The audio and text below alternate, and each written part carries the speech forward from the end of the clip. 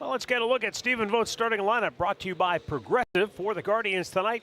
Steven Kwan leads it off in his familiar position of left field. Angel Martinez in the 2-hole. Then Jose Ramirez bats third. Rhys Hoskins will hit cleanup, followed by the DH David Fry. Then Daniel Schneemann hits sixth. Juan Brito a switch hitter. Austin Hedges and the switch hitting Brian Rocchio batting ninth against left-hander Matthew Liberatore. Guardians enter tonight 9-7 on the year. Cardinals 8-7. And the first pitch from Liberatore is in there for a strike. Game time temperature 80 degrees here in St. Louis. Ideal conditions.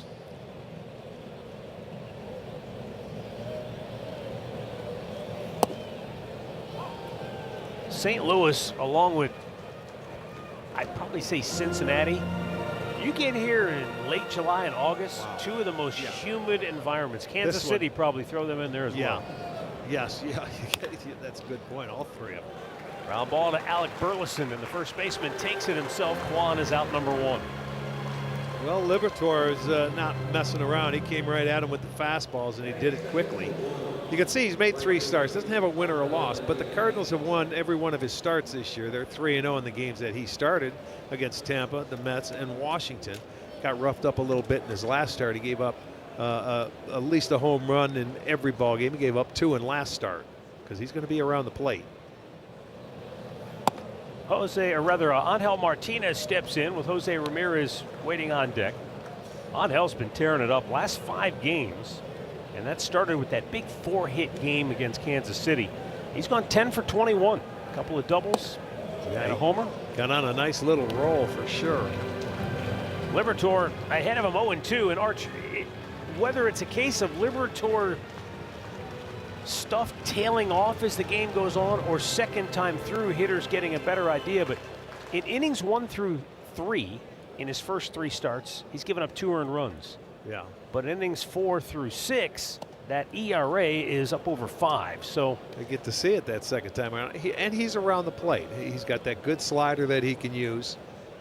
But this is his 3rd career start against us, and his first one at home that he's been making against Cleveland. The 1-2 is hit hard, deep left field. Church watching it go into the seats, and the Guardians will play from in front as Angel Martinez launches his 2nd home run of the young season. Oh, he got out in front of that breaking ball, and that thing just jumped off his bat, and you could tell it.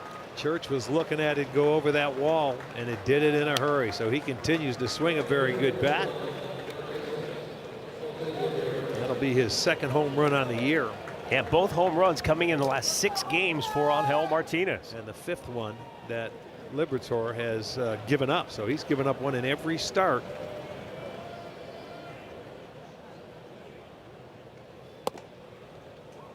In his first 3 starts, 3 of those 4 home runs had come after the 3rd inning. So this is rare that they get to him early, and hopefully a good sign for the Guardians offense tonight as Jose Ramirez takes a strike, and he's in the hole 0-2 just like Martinez. And Kwan. This guy's throwing nothing but strikes.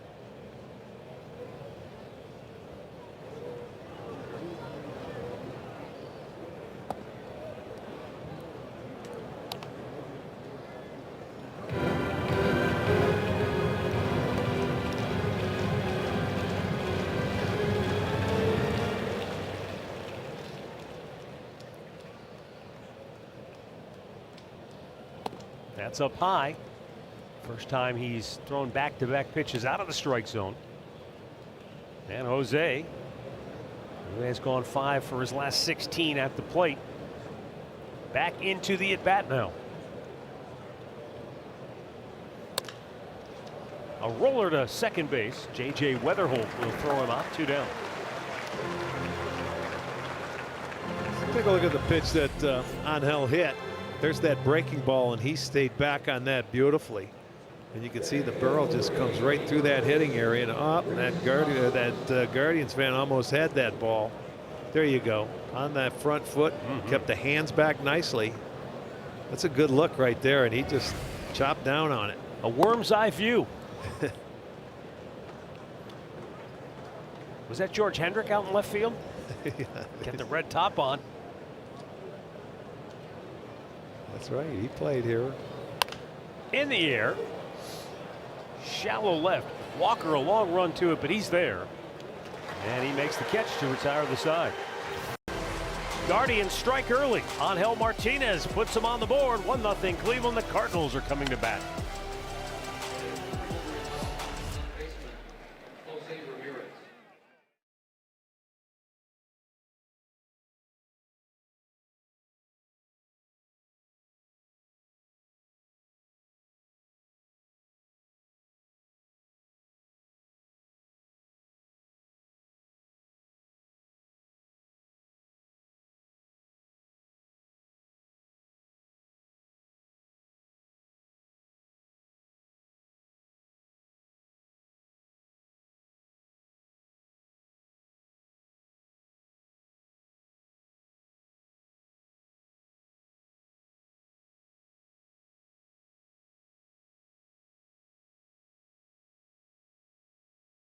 Road, and he has been very dominating in his pitching so far this year in his 17 2/3 innings. He has walked 14, but when he has missed the strike zone, it hasn't been by much.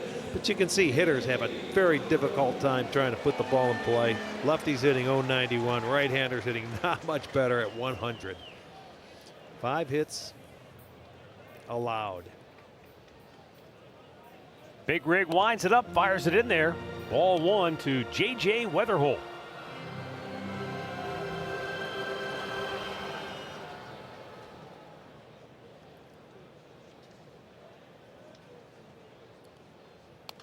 Weatherholt fouls it right back.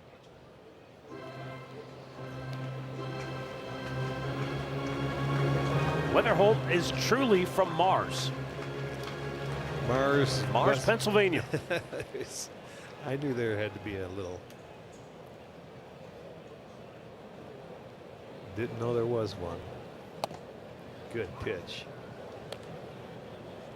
Not far from Pittsburgh, but his birth city is Baltimore, and therefore a Ravens fan.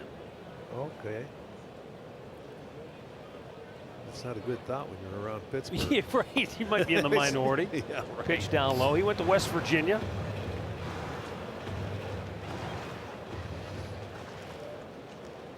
High hopes for this young player.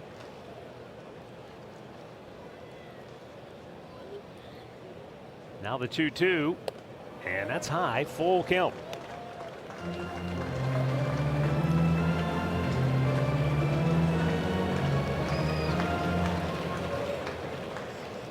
Cardinals have been, for a young team, pretty disciplined approach at the plate.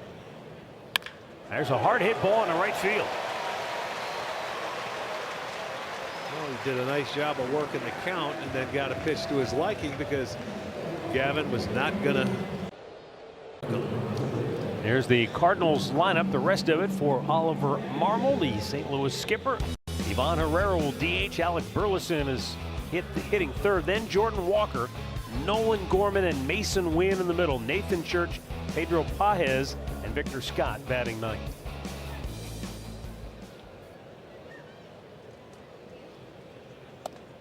Herrera, a catcher by trade, DHing tonight, but he is second in the National League with 14 walks already on the young season. Wow.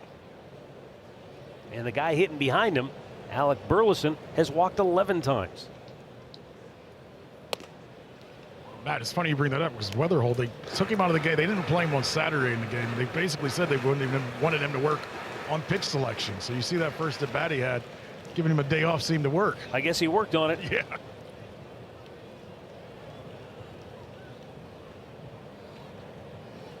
Well, if these guys have that good of an eye, then you're going to see Gavin throwing a lot of pitches through this top part of the lineup. I was going to say that may not be a good combination for Gavin and when he's around not around the plate.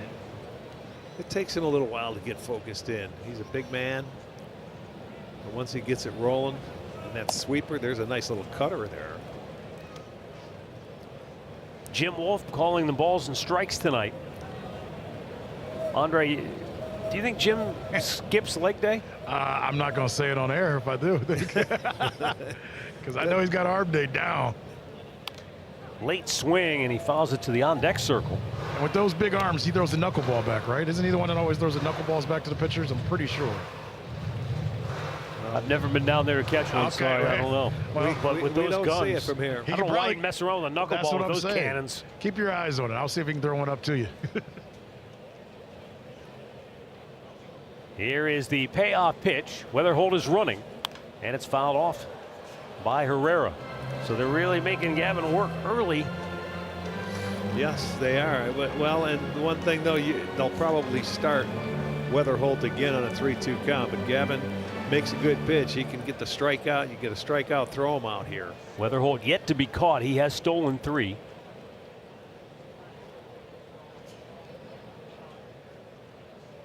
He's running again, and the pitch is hit in the ground in the hole into right field. Weatherholt will go to third, and the Cardinals, perfectly executed baseball, have him at the corners with nobody out. Well, Marmol just believes that he was going to put the ball in play. You look at that stance, and he just gets that high fastball. He doesn't try to do too much with it, and there's the hole wide open over there between first and second. So they will have runners at the corners and knocking on the door to tie this ball game up. Alec Burleson.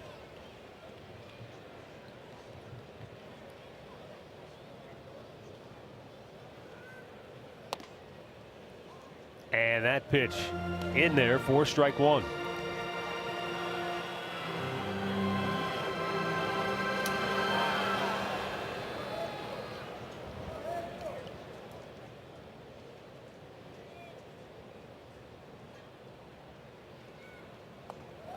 Back foot breaking ball.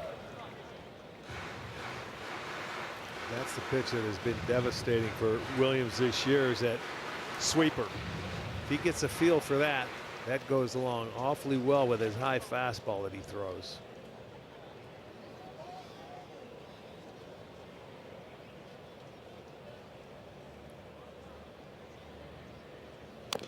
Ouch. On opening day, Alec Burleson was at the plate for a very historic moment. They played Tampa on opening day, and in the 6th inning, the Tampa Rays scored 6 runs in the top half of the 6th inning, and the Cardinals came back. He hit a 2-run homer, capping an 8-run bottom of the 6th. 14 runs in an inning. It was the first time since 1890 that 2 teams scored at least 6 runs in the same inning on an opening day ball game. That's a big inning. You're not kidding. Must have taken 2 hours.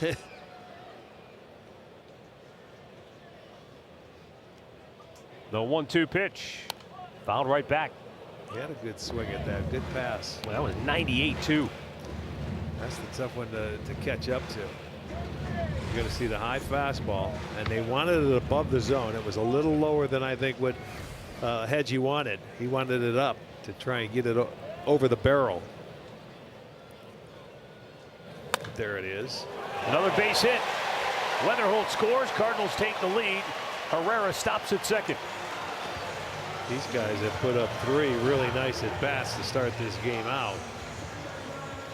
Go figure. Gavin Williams had given up 2 hits to right-handed batters and only 3 hits to left-handed batters coming into tonight's ballgame. And the first 3 guys have all hit him. And he stayed back on that sweeper hit. That was not a strike. He went down and dropped the barrel head of that bat on it. So these guys have put it in play. 3 really good at bats to start. Wow. He's given up 5 hits in this first 17 2/3 innings. He's given up 3 hits now in the first 3 hitters. And now the man who's halfway to winning American League, or rather National League Player of the Month honors already, Jordan Walker.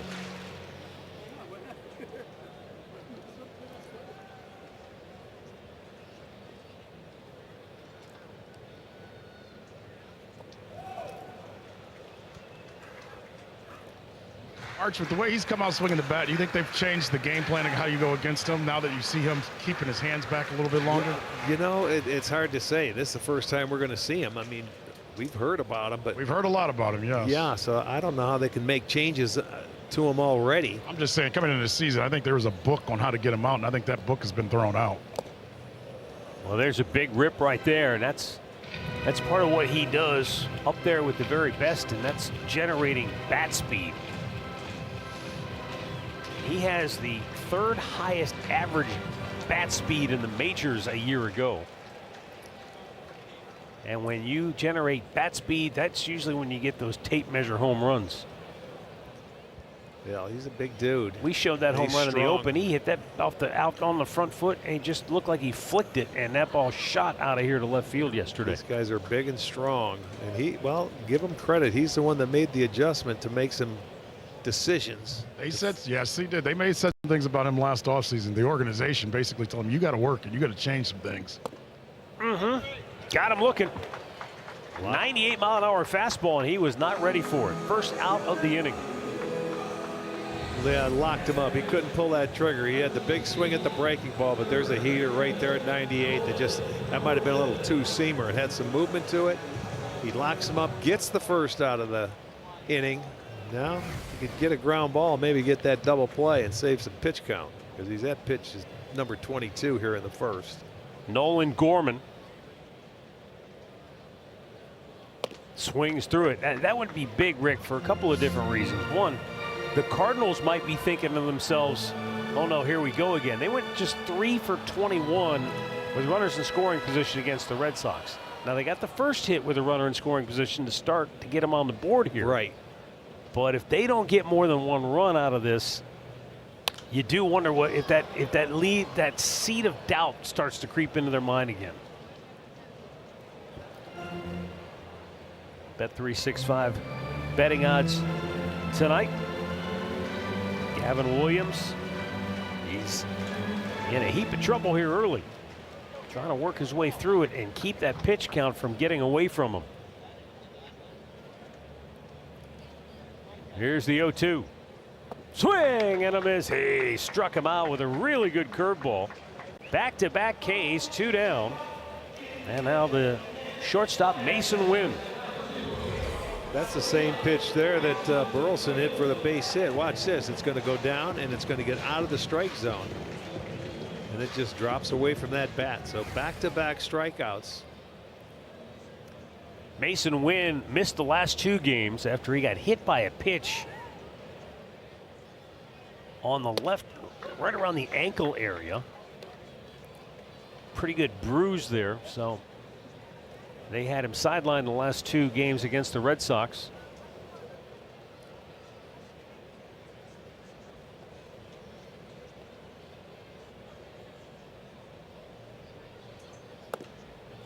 Missed outside, 1 ball, 1 strike.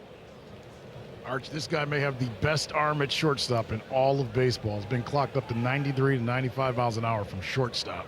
Yeah, he's a great defender. Yes.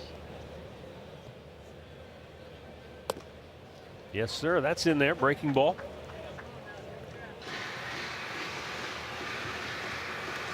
That's the key there. Early in the game, if you can, and you get a feel for that breaking ball, throw it for strikes. They'll expand that zone. See if he follows it up with a high heater. He swung at the first one.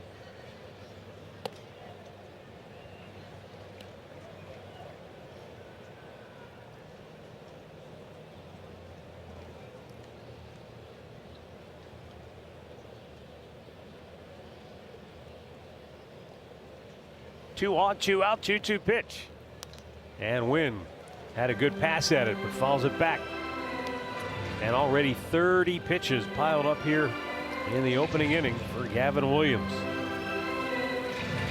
This is one of those deals where even if they only get the 1 run out of it, the Cardinals feel like that's a we good did inning. our job because Yes. we shortened the game on him.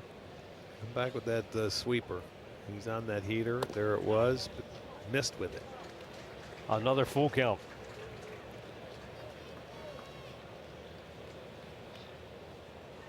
That's the thing with Gavin, with his stuff. Guys can't put it in play too often, and he'll throw a lot of pitches to a lot of different hitters.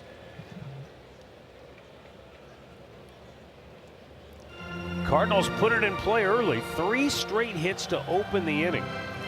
But then he retaliated with back-to-back strikeouts. And now everybody moves on the 3-2 pitch to Mason Wynn.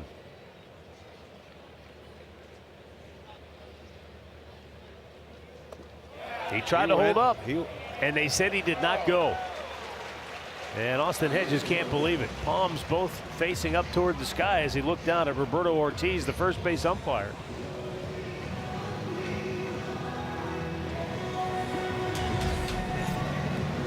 First walk of the game. They said he did not go. Gavin thought so. Hedgie thought so. So Carl's going to come out and just settle him down right now.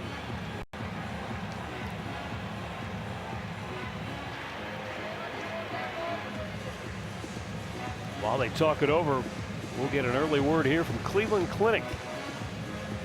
When you make complexities your specialties, you redefine what's possible. For every care in the world, Cleveland Clinic. So it's a 1-1 ball game, but St. Louis is looking for more with the bases loaded and 2 down, and Nathan Church coming up.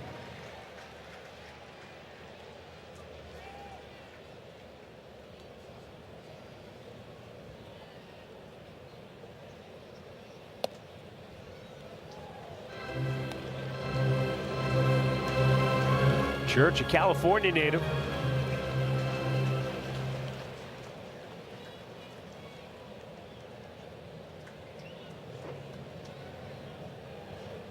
One-0 pitch. He checked, and it's a called strike. Church was an 11th round pick by the Cardinals 4 years ago. He went to the same high school that produced Nolan Arenado, Matt Chapman, and Paul Skeens. All the way out in California, huh? It's a pretty good high school. 2 balls and a strike.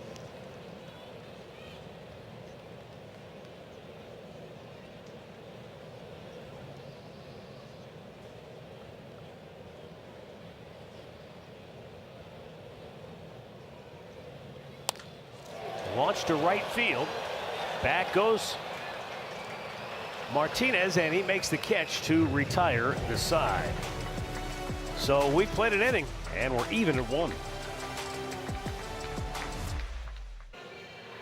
Well, the Guardians return home for a 4-game series against the Orioles. That'll be Thursday through Sunday, and all bleacher and upper level tickets are just $20. The offer is available through Wednesday at midnight. Get your tickets now at CLEGuardians.com.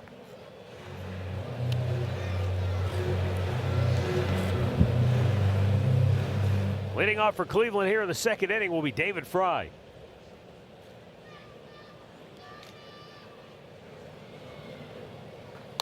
And he chops the first pitch foul, third base side. I'd like to get a couple guys on and give Gavin a little rest in that dugout after having throw over mid-30 pitches in that first inning.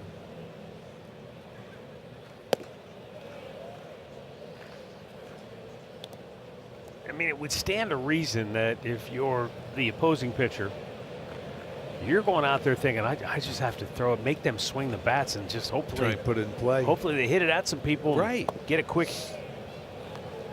inning, and like you said, get that other guy back out there. Yeah, that's what you try to do. But, you know, this Cardinal staff is not really a strikeout pitching staff. They put the ball in play. Fry pops it up. And that's things we do. We hit a lot of fly balls. They hit a lot of ground balls. Yeah, I mean, it really almost feels like polar opposite strategies from an offensive standpoint, though. You know, I don't know if that's really something that is the result of an actual approach, or if it's just so kind early. of the way it's going early. It is. It's probably the way it's going early. But, you know, you talk about chopping down on the ball, and then, you know, lately the last several years we've heard about launch rate or launch angle.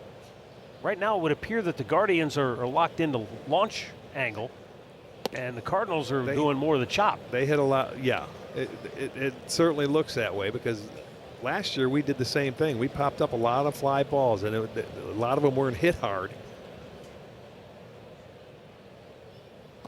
He went. Checked, and he went too far.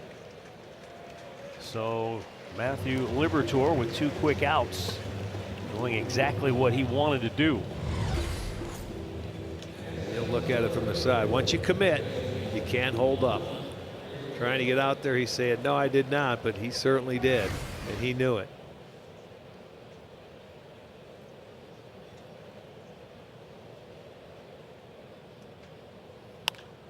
Juan Brito lifts one down the right side. That's slicing out of play.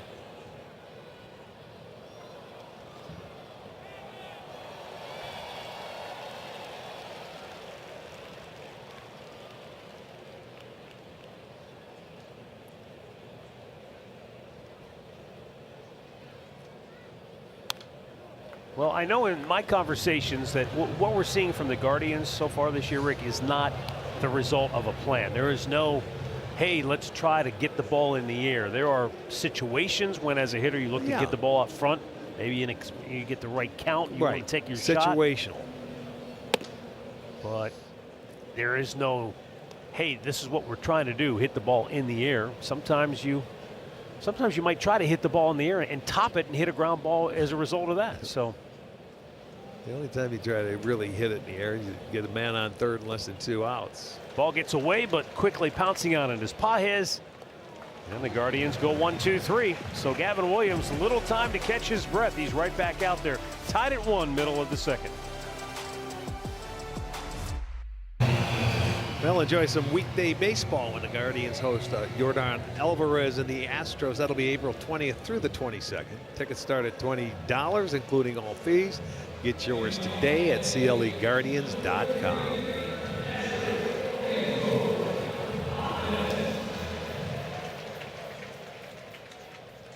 Arch, I hope we get the Astros at the right time because they are struggling pitching-wise. They had another pitcher get hurt yesterday. Yeah, they're banged up as a team. Pedro Pages leading off for the Cardinals here in the second, fouls it off to the right.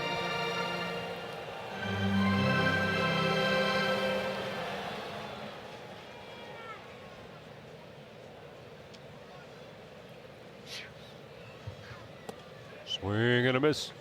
And the count 0-2.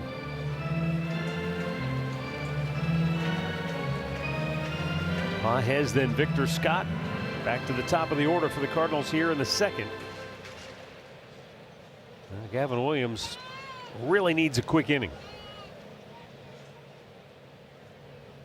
A low pitch inning, if you will. Yeah, got to find a way to put it in play, and there's one way. Injury report tonight brought to you by the attorneys at Elk & Elk.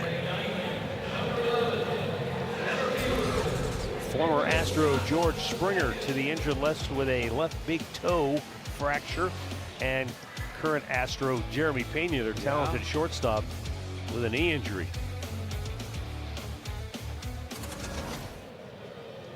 Now Victor Scott, Cardinal center fielder.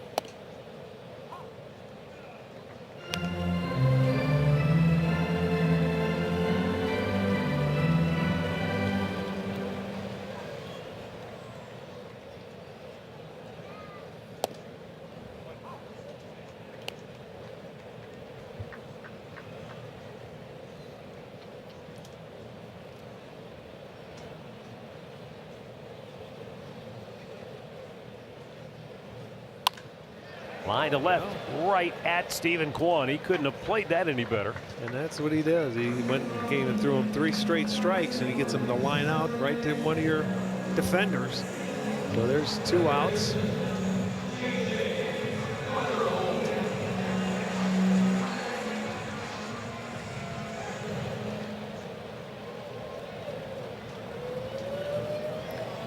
Now J.J. Weatherhold once again. Smacked a single into right field and scored the tying run on the bottom of the first. Seems like he's locking it in now, that arm slot. He's finding it.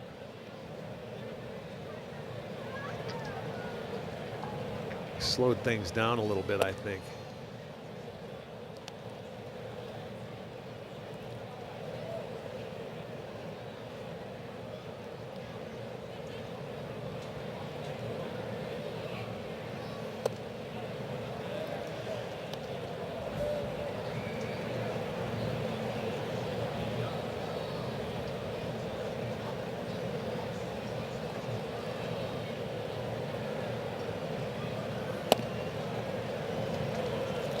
Close pitch.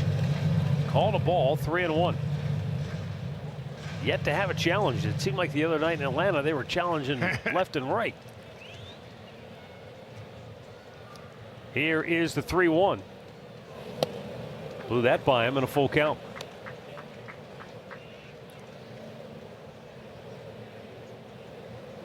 J.J. Weatherholt on opening day hit a home run for his first big league hit.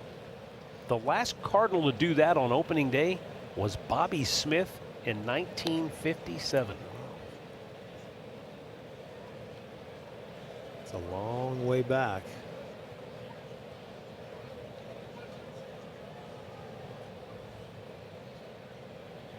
Now the payoff pitch. You think about it in these terms, the Cardinals have been so good for so long. A, it's tough to make the team as a rookie out of spring training. True. And B, that's just a tough feat to accomplish in general. Yeah, you're just trying to get a knock, and if you can just get a base hit in your first at bat, Yeah. it's special. You hit a home run, that's very special.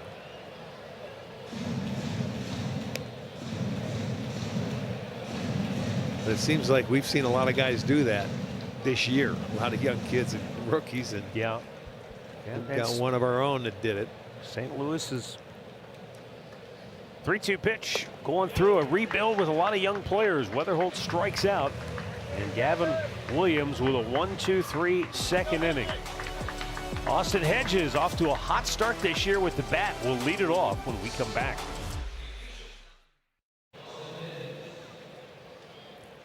One our score as we go to the third inning, and Austin Hedges leads it off for the Guardians in the shadow of the famed Gateway Arch. Busch Stadium here in St. Louis. Beautiful view of the arch from our vantage point. Yeah.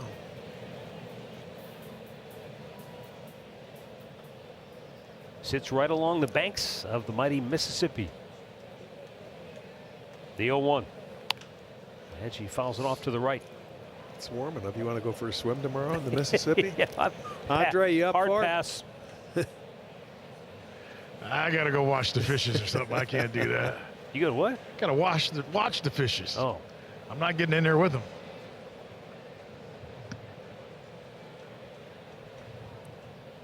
the 2-strike pitch. Down low. Matthew Liberatore has given up just one hit. A hanging breaking ball that Angel Martinez hit out for a homer in the first.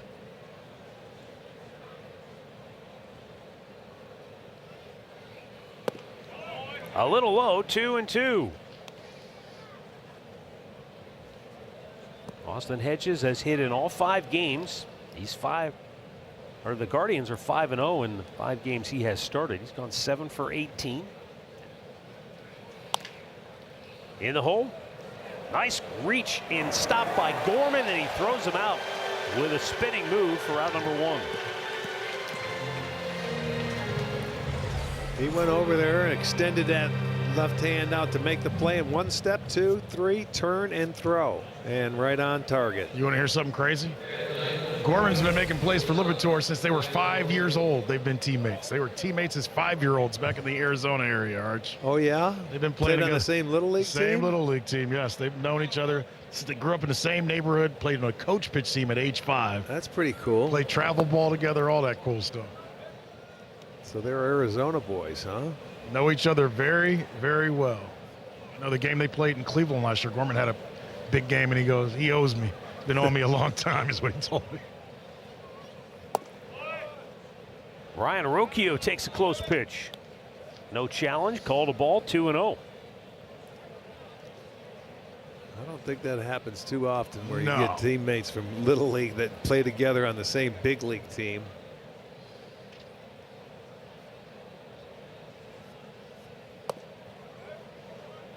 Ball had a lot of movement on it. Yeah, he wants a new baseball. It's funny you said the movement. He instantly said, give me a new baseball. Yeah, didn't like the feel.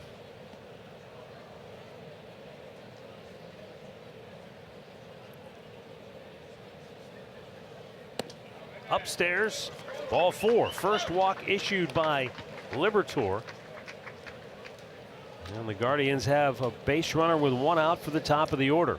Toyota keys to the game. Well, for Cleveland, get back to guards ball. They got roughed up by Atlanta's big bats, but you know, Cleveland, when they play a close game, games decided by 2 runs or less in the Stephen Vogt era, 101-69. That's almost a 600 winning percentage.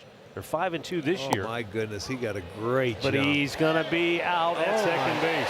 I didn't think there would be any way. He had an excellent jump. He was off and running as soon as he lifted that front foot.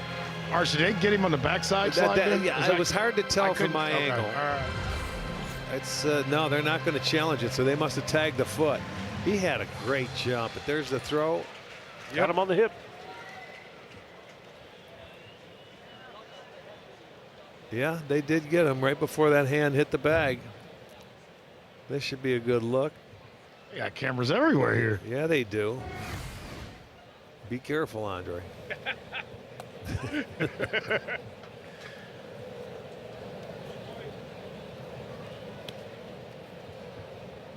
Problem the Guardians have, if they want to play their style of ball, the Cardinals are pretty good at it too. They're 6-1 this year. Yes. In games decided by 2 runs or less. Yeah, they're off to a good start. Right back up the middle. And Stephen Kwan has the Guardians' second hit of the night. But Brian Rocchio caught stealing already for the second time this year. He would have been at least at second base. Yeah, but I'm saying, doesn't it figure you get thrown out and the next guy you get a base hit? Now Angel Martinez, who wrapped a homer to left field, his first time up. He may earn himself a fastball inside on this at bat after that hit in the breaking ball. A little change up away. That's what he likes. He likes to go to the fastball change up to the right-handers and then maybe try and cut that slider in on him. The last 6 games, Angel really swinging it well.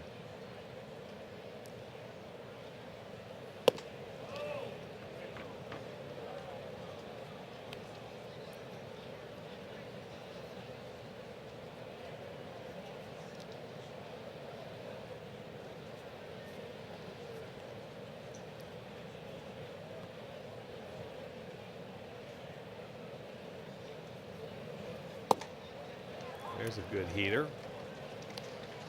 2 balls and a strike. But that to me is a good take because it was down and away. That wasn't a lot you could do with that pitch unless you were thinking of slapping it to right, but you're not thinking about that when the 2-0 count. You're thinking of looking for something you can drive or find a gap. But here's a look at his home run. Watch the breaking ball, watch him go out front and get it. Nice swing. –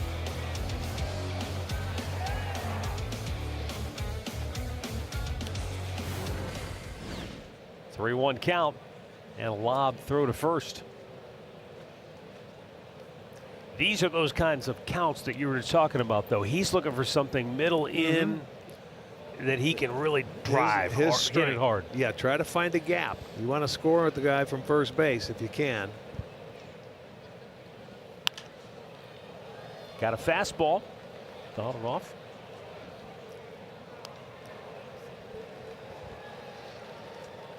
Fastball, but had some movement. 2-seam action.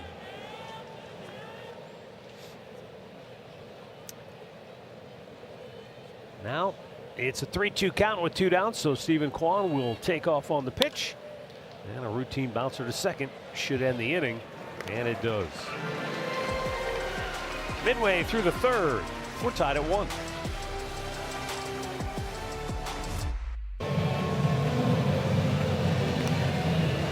StatCast 3D powered by Google Cloud. Well, you look at the pitches that Gavin has been throwing and mixing it up. He's been filling it up. You can see the out pitches there. 9 on the curveball, 8 on the sweeper, 7 on the 4-seamer, 5 on the cutter and sinker. So he's done it all. He uses them all. But honestly, that's one of those graphics where I'm not even sure what that really means, because you made a good point earlier, and that is Gavin's stuff is so overpowering that he sometimes has to throw a lot of pitches because they can't put his stuff in play. Right. They foul. They If they foul a do, lot they of foul balls it off. straight back. And, you know, then he'll miss a pitch or two off the plate. And, yeah, he throws a lot of pitches to a lot of different hitters. It would help if they could put it in play. You know, for him to have quick innings. You will not see him with many 9 or 10 pitch innings unless they just happen to put it in play early, which is a rarity like this. Rocchio throws out. Ivan Herrera, 1 down.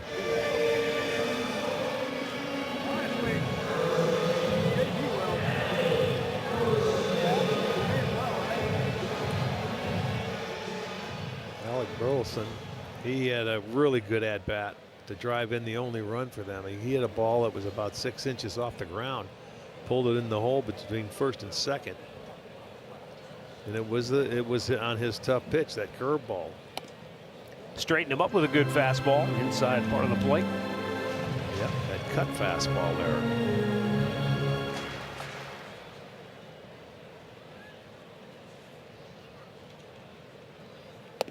Ooh, he took a big rip there, didn't he? Yes, he did. He didn't, Yeah, left nothing to the imagination. That's the thing with this Cardinal lineup. They've got some good young hitters coming along, and they can swing the bat a little bit, but they can't afford any injuries. They need all these guys to stay in that lineup. And that's true with a lot of different teams.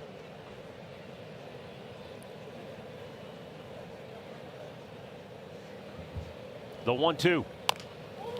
And a weak Stay ground fair, ball to first. stay It fair. will. How about that? Rhys Hoskins right at the bag. Just had to wait for the ball to roll into his mitt. 2 down. And a word now from Wayside Furniture. Refresh your outdoor space with stylish savings at below market pricing. Shop Wayside Furniture in Akron, keeping it local since 1937. Now back to Jordan Walker.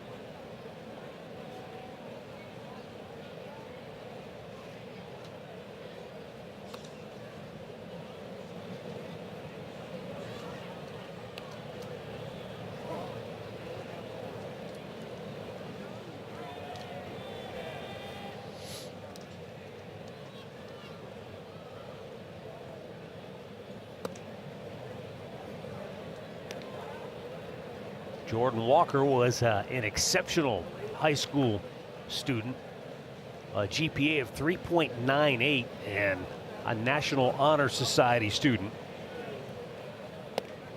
And he came by it honestly because his mom was the co-chair of the English department. Oh, So if he didn't get good grades, he couldn't He'd be in run trouble. from it, couldn't hide. can't fool Mama. He didn't have a choice. 3-0, taken all the way, and it just did catch the corner for a strike. Matt, the amazing thing to me, he's another guy from the Stone Mountain, Georgia area. It's amazing how many kids have come out of that area probably over the last 25, 30 years. The 3-1. Hit hard to right. You saw Martinez get a good break on it. And the Cardinals go 1-2-3. So Gavin Williams settling in as set down 7 in a row.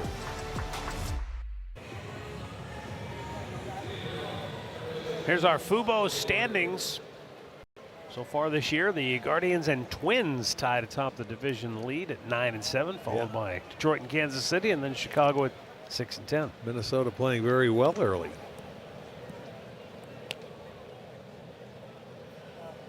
Jose Ramirez leads off the 4th for the Guardians, grounded out his first time up. Matthew Liberatore, as I told you early, this is where things start to get away from him a little bit. Oh yeah, you go in the middle part of the game. Innings 4, 5, and 6. Yeah, he's had his difficulties. 3 home runs allowed in 3 starts. Let's send along birthday wishes tonight to Daryl Murphy, who is celebrating his birthday. All right, Happy Daryl. birthday, Daryl. The mailman.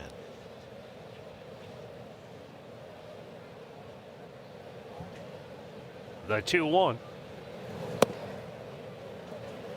Well, it's not a holiday, so we know he was delivering. Yes. He's carrying the mail. I'll bet though. I'll bet yesterday he was camped on the couch for a thrilling final round of the Masters. Not quite as much drama as I think we were all anticipating, but it was. I really was impressed with the way Rory. If there's such a thing, Rick, as grinding through a Masters victory, that it was yesterday. You got to grind through it. He certainly did that. The 3-2. All four leadoff man aboard. I think when he finally tapped in at the end, it was almost a look of relief on his face. Oh yeah, more than anything. Like, think about I finally that made it to the 4-day finish grind. line. I mean, the Wolves were nipping at his heels. Well, but he lost that 6-shot lead after the second day, and he lost it in a hurry. Yeah. Arch, I was going to ask this: what's different from that sport than that baseball game? You can flush a bad game or a bad day. I don't know how he slept Saturday night. You know what I mean?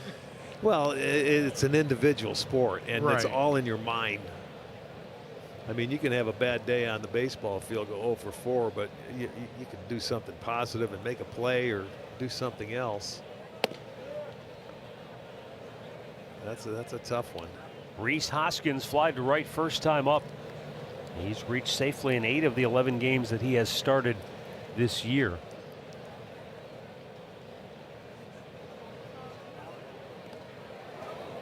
Yeah, we've been on a roll facing left-handers. Speaking of left-handers, last night in Atlanta, Chris Sale. Goodbye. Yeah, that's the first time we've lost to a left-hander since going back to September 3rd of last year. We were 11-0. Jose's running on the pitch, and the throw is not nearly in time. He just had to make sure he held onto the bag as he slid over the top. 6 steals for Jose Ramirez on the young campaign. He's got his running shoes on again. Watch out. He gets a good jump. He was looking at him, and he had it read beautifully. He gets down there and gets in. And Jose started the day 4th in the league in steals. He has 6 of the 13 stolen bases the Guardians have. And Angel's got 4. Very close, but outside, 3-1.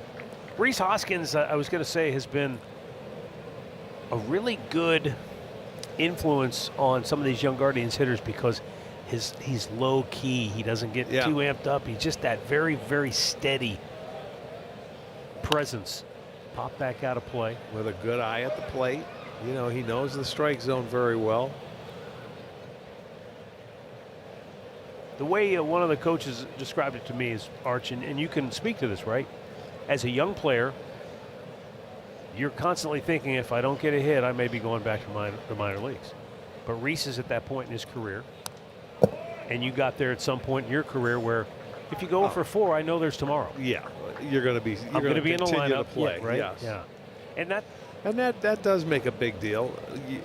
You feel the kids do feel like they have to get a hit every time, as opposed to just relax a little bit, put a good at bat together, hit the ball hard, worry about what you can control, right?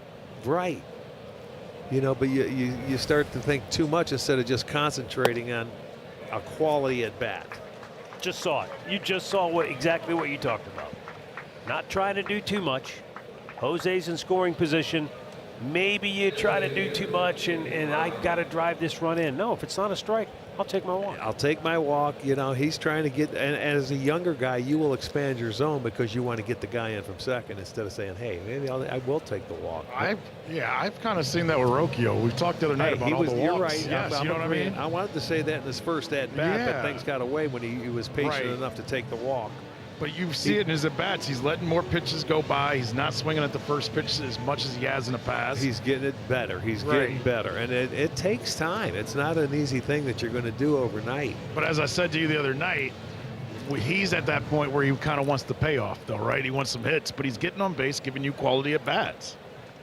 Right now, David Fry looking to do some damage. 2 on, nobody out. Fly to center, first time up. Takes low, ball 1, Fry. This is where they're able to lay off some of his pitches and get themselves in hitter's count now the second time through, like you talked about in the middle part of the game. Yeah, Fry just 4 for 21 on the young season. Ooh, he got after that fastball. Lost his hat in the process. Yeah, he threw it by him. Watch him. He gets after it, but he did not catch up to it.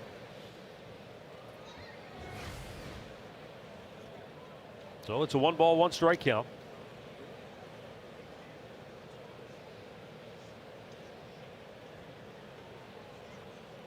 Liberatore, he may have just seen Jose take that one little extra last step lead and thought, if I don't turn around, he may take off. That neon green caught his attention.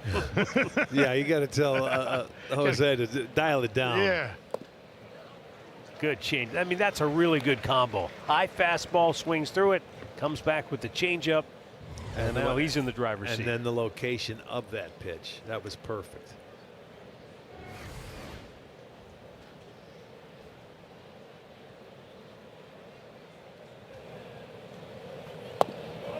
Slowed the breaking ball down, and Fry able to lay off. We're seeing in this at bat in particular exactly what Stephen Vogt was concerned about. The high fastball plays well up or above the strike zone, and then he wants you to swing at stuff down low out of the strike zone. Right. On a hammer shot into left field by David Fry. That'll get Ramirez to third and load the bases with nobody out here in the 4th inning. Well, it turns out to be a very good at bat for Fry as he gets the fastball. He gets a pitch that he liked and drilled it, and hit it hard. Look at, they wanted it inside. He left it out over the plate. You could see where Pajes, the catcher, was sitting in. So the fastball that he swung through was maybe 3-4 inches higher than that one. That one was down in the hitting zone. Right. So he walked the first 2. They get a base knock, and this inning is set up to get a crooked number on that board. So they're going to give him a little time. Yeah, the bullpen is just now starting to spring into action as Dusty Blake goes out to have a chat. 4th year as the Cardinals pitching coach. Now, while they talk it over, we'll get a word from Kia.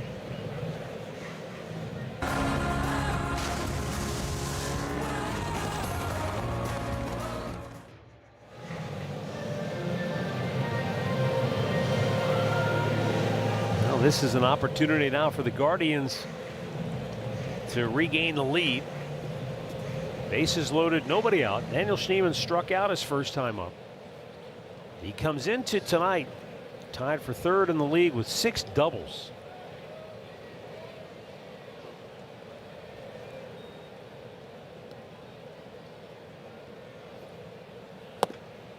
And a swing and a miss at a slider.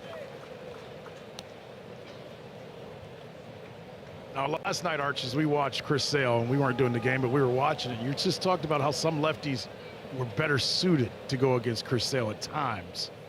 Liberatore, different pitcher, obviously. Yes, he is. So it's a little bit different with what he's throwing. But can you see a guy like Schnee being a good lefty against him? Yeah, well, he can. But I want to see him have that line drive stroke to left center field like he had when we were on the West Coast.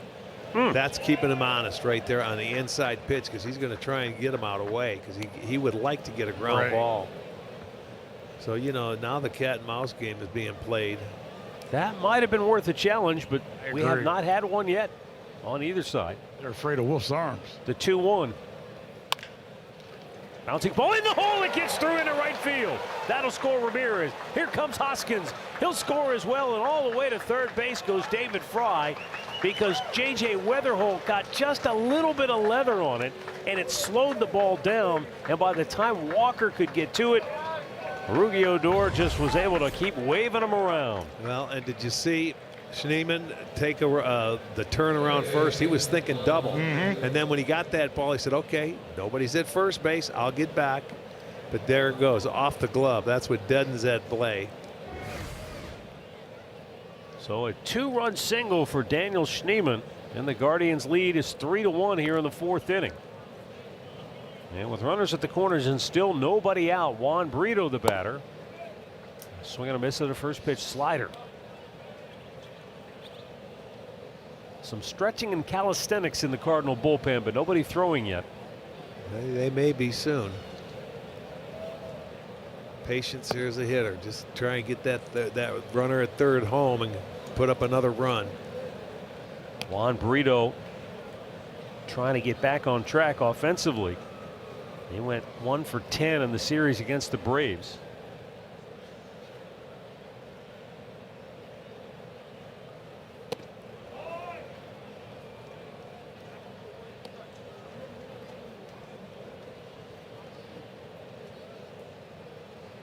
Made a good first impression in the 2 games against Kansas City before the team hit the road. Up high. Yeah, he's getting himself in trouble. Liberatore. Another good count for a hitter, 3-1.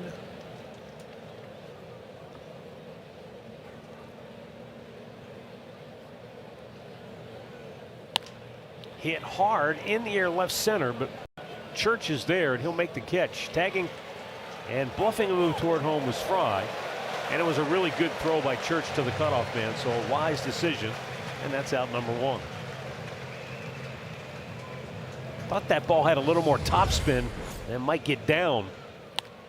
Well, it sort of hung in there. Yeah, it sure did. Gave him time to get under it. Can't take a chance there. Nobody out.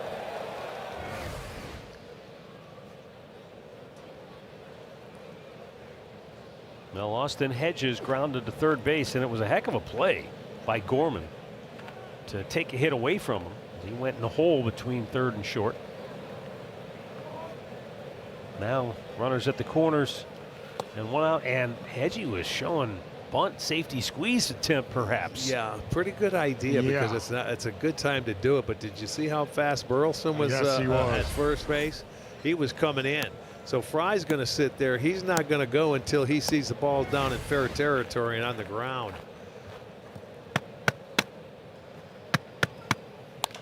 And he sends one high in the air. Should be deep enough. Oh yeah, he's gonna tag on this one. Church backpedaling now, makes the catch, and He thinks there's 3 outs. you're right. He forgot how many outs there were. He forgot how many about outs. that? Wow. 4-1 Cleveland. Now, he didn't have a chance to throw him out anyway, but it's No. just not a good look for you. No, We probably wouldn't have tagged up from first with Schneemann if he wouldn't have did that. exactly. That's so true there. He just forgot how many outs there were.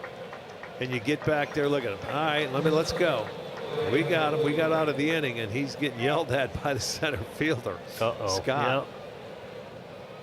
So give a sacrifice fly and a mistake. He probably wants to walk out of It the happens ballpark. to every player out there. You forget how many outs you have sometime, and you're embarrassed by it, and you'll hear about it.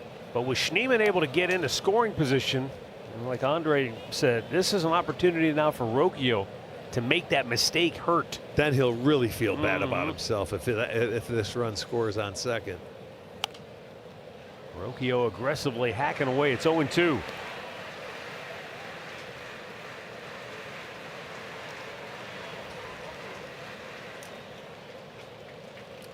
But they did a good job of getting 3 runs in on this inning.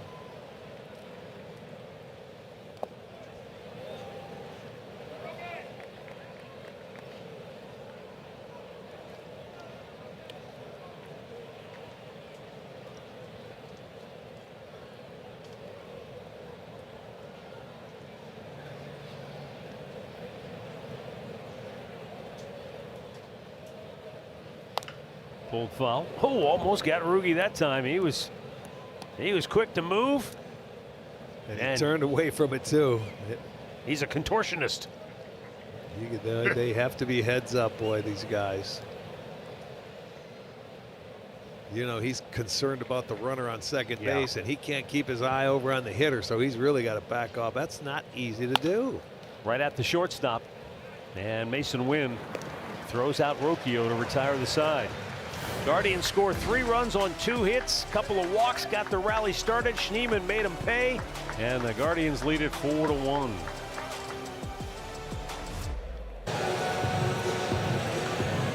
Guardians with a 4-1 lead as we head now to the bottom half of the 4th inning. And the 5, 6, 7 hitters coming up for St. Louis. Nolan Gorman will lead it off.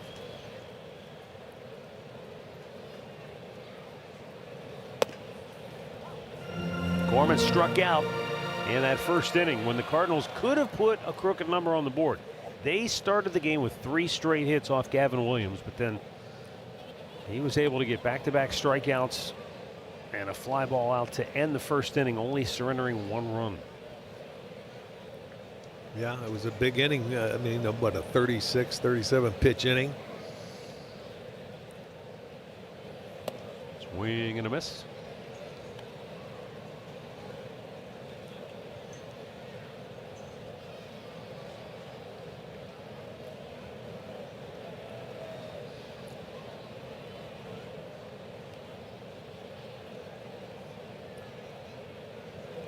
This is the inning here. Gavin wants a shutdown inning.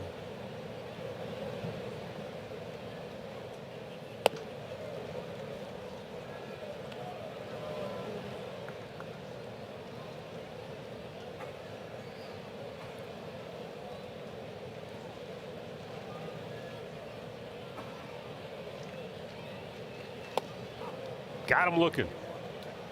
4th strikeout for Gavin Williams, 1 down here in the bottom of the 4th inning. Well, some sad news yesterday for Major League Baseball. The man with one of the best nicknames in the history of the game, Scrap Iron. Yeah. Phil Garner passed away at the age of 76. Just a, you know, the tributes that poured in from around baseball after he passed away told you a lot about the man.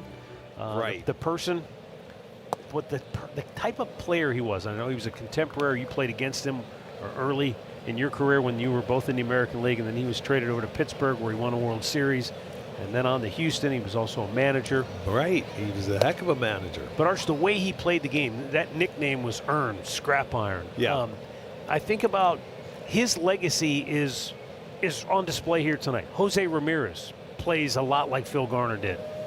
Daniel Schneemann, a guy who does whatever asked, wherever you put him on the field. His uniform's probably going to be dirty by the end of the game, and he's going to give you everything you had. Phil Garner could never be described by his statistics, but more by the passion with which he played every single game. And he had a great career. What did he play? 16, 17 years in the big leagues. Yep. And they said he was the one guy that could possibly control Dave Parker in Pittsburgh. But we are family. He was a big part of that team.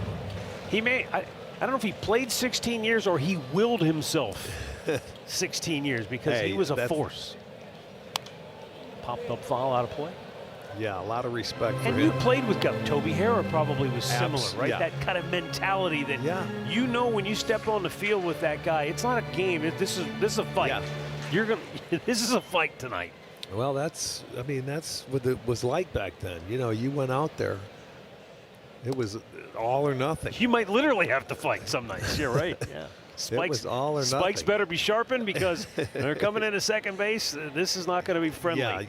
Yeah, of course. And he was a second baseman. He was all over the place. And, yeah, you had to. Another borderline pitch, but that one is ball 4. Only the second walk issued by Gavin. All right, you guys are talking about Phil Garner fighting. I caught a video this morning when he fought as a manager. There was there was a fight against the White Sox where the 2 managers went at it. He was the one.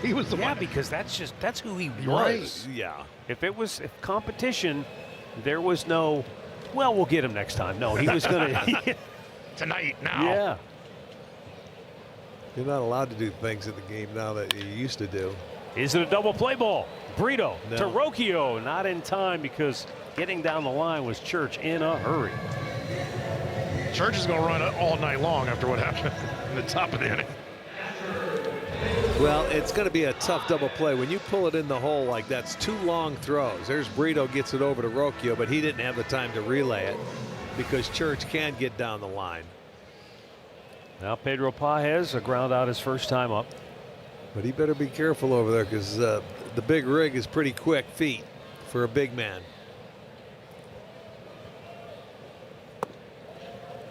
And down 3. If you're going to go, you've got to know you can get it. Right. Unless Pages gets buried in a count 0-2 or something, you may try and sneak one out. Boy, he hits the hole. Tell you what, he did. And off to third base goes Church. And now the Cardinals have runners at the corners with 2 down. That's a pretty good approach that they're putting on Gavin right now. They're taking that fastball away. There was another right-hander who just put it in the hole that way. Ivan Herrera did it back in the first inning. Yeah, he did, with a nice stroke with that open stance. That's not a bad little approach away if you can get that fastball. That way you don't try and have to catch up to it, and you don't catch up to it. Take what is given. Now Victor Scott. He lined out to left field. His only time up.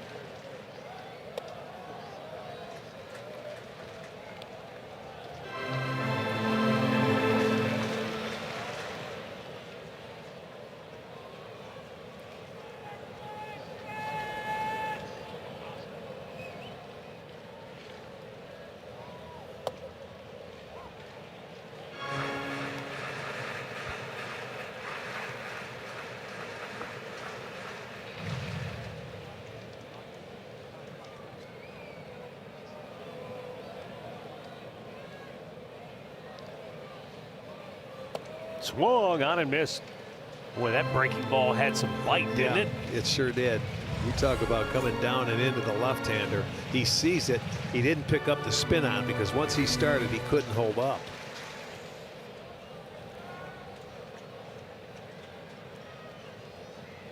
Now the 1-2 to first. Rhys Hoskins with a nice backhand to smother it, and the side is retired. No runs, a hit, 2 left. And after 4, it's Cleveland 4, St. Louis 1. Well, tickets are on sale now for the next Cleveland Guardians Charities 50-50 raffle. And one lucky winner will take home half the prize. You can get your tickets online at CLEGuardians5050.com. Matthew Liberatore back out here for the 5th inning. He labored through a lengthy 4th.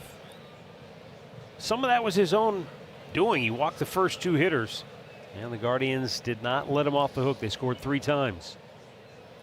Sent 7 men to the plate. Took advantage of the walks. That's what I like. When our guys are walking, you like it. Especially if you lead off an inning, and it was started with Jose. And then Hoskins put up another good at-bat, and they took advantage of the situation.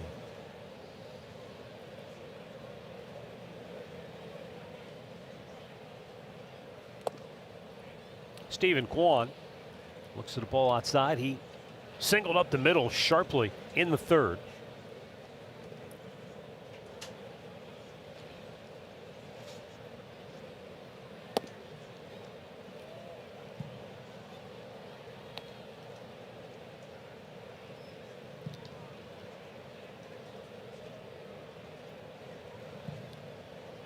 Now the 2-1. And that's low. 3 balls and a strike. And look, I think it stands to reason that, look, the type of pitcher he is, he wants to prey on your aggressiveness, so he's not going to challenge a lot of hitters. And Kwan drills one to right field, right into the tracks of Jordan Walker. He barreled it up, but nothing to show for it. 1 down. Yeah, nothing you could do there. Good at bat, hit it hard, but right at a defender. But you go back feeling pretty good about yourself with that at bat. He's trying to test your patience, though. But that's why strike 1's important for him, or pitching ahead in the count, so you can't expand it. And maybe that's why he comes out so early, trying to do that to get the hitters to swing. But they make an adjustment that second time through, or at least they did tonight. Angel Martinez homered in the 1st. Grounded out his last time up.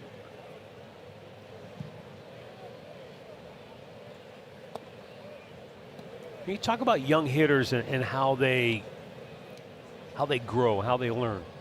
All the reports on Jose Ramirez as he was coming up through the Guardians minor league system were he's a spray hitter. He hits the ball all fields, line drives to all fields. There wasn't any thought of one day he's got power and it's hit that and he'll pull side power. But what happened was as he got to the big leagues and started to learn not only more about himself as a hitter, but how pitches attacked him, that's when he started to figure out, if I get the ball out front, in other words, if I just get the bat head out, that's when I can start to get the ball in the air and pull it for power. And so it wasn't that he started to launch it. It wasn't like he was trying to lift the ball and hit it out. It was just he was getting the bat head out quick. And he knew what pitches, he learns what pitches he can hit. That's deep and foul by Angel. And that takes at-bats. That takes years That's of my time. question, right? You can't expect an Angel Martinez or some of these young hitters to just do that without. No, but you can see he's willing to learn, because you see him down at the end of the dugout with that iPad right next to this guy. Always looking. And Jose's explaining stuff to him to where he can break it down, and he's starting to figure it out. Matt, the next part of that, and I love what you're talking about. Oh, man. Right up the middle, almost took Liberatore's shoes off. Two-hit game for him. Another one. But the other thing that Jose also did, and he's talked about it, was he would talk to veteran hitters. And you talked about what Rhys Hoskins has been able to do for some of these young guys. He would go to the batting cage and he would watch the Mike Napolis and guys like that and watch how they were getting the ball out in front. And he knew he couldn't do what Mike Napoli was doing, but he knew that if he got on top of the plate, he could pull the ball, and he didn't have to mess with the middle part of the field. And we don't see him hit many balls up the middle. It's all pull. That's why he's so. But his hands are so quick inside, you can't get a fastball by him. And that's. So now when he's on the plate, that pitch away is to the barrel of his bat. And so what you're also saying, though, is something Charlie Manuel taught: know thyself. Yeah. Jose Ramirez is a different animal, right? There aren't a lot of Jose. No. He's got exceptional hand-eye coordination and just the speed to which he can turn on a pitch inside. Not a lot of guys can do. No, he's quick so quick inside. I mean, he swings at pitches that are 2 inches off his chest. So I guess to Andre's point, you want to talk to Jose. You want to learn from Jose. Don't try to be Jose. Right. That's true. Because if every guy got on top of the plate like this, they would never be able to hit it inside fastball. They can't do it. Just there you go. Base hit left field. He just turned that around in the blink of an eye. And Angel moves to second. Yeah, you just incorporate it into your game. You know, you learn from him, and there may be a tip or two he can put into play, but there's a slow pitch right down the middle. So Jose didn't try to do too much. Hit a nice line drive. That was away, and that's what that's a pitch is away, but he's able to turn on it and take it down the left field line. He does it from both sides of the plate. Now here's Rhys Hoskins, the veteran. He walked and scored in that 3-run fourth. They could deliver a knockout punch here. They're hitting the ball hard so far this inning, so it's. How's the work going? And I was going to ask you. We have some real action in the bullpen. That's a hatless reliever warming up. I don't think I've ever seen that. That's new. Yeah. They're getting they're probably He's just now putting his hat on. His pitch com, the coach is putting the pitch com in his hat. Yeah, you're right. The game. You see a lot of guys, start warming up. You're all over the tech. Look at him. You're all over the tech. He's caught up, and he can see it. I'm surprised you can see out there. Don't you worry about the old man. He's all right. Hi, man. You know I'll carry you anywhere. That's Gordon Graceffo getting loose. The 0-2 to Hoskins high. Talk about the humidity here, Matt, early in the game. I'm looking right behind me, and they've got like 3 jerseys for our starting pitcher with Williams on it, because you sweat so bad out here when it gets hot.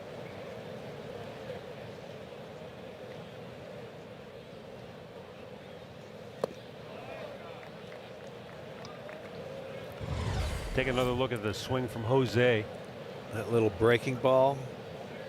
And there it is. It gets out there toward the end of the bat. It just stayed through it.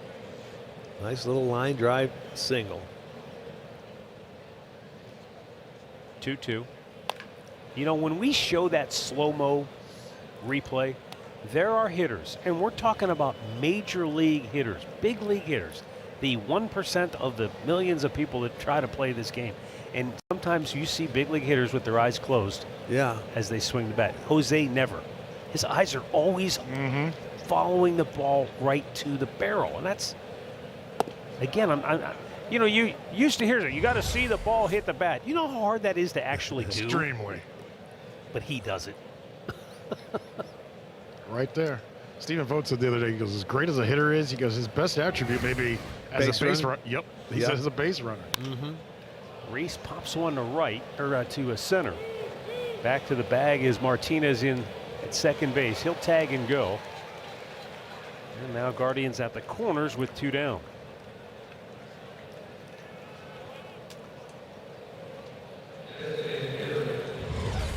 All right, let's take a look at Angel Martinez, where his eyes Oh, look at that. That's beautiful. Right on it. Wow. But see, he's a good low ball hitter too, and you really want to watch it after it gets off the bat.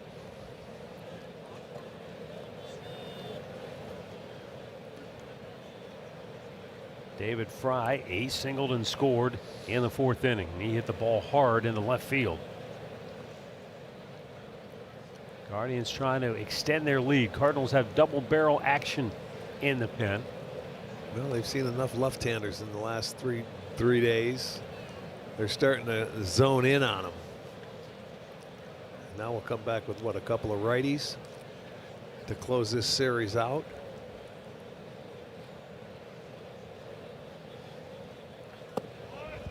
Down low.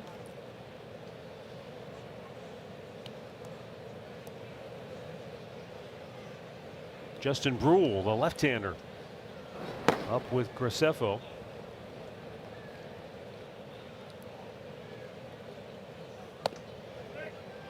And now 2-0 for Fry. I have to believe this is the last hitter of the night. Yeah, he looks like he's worn out.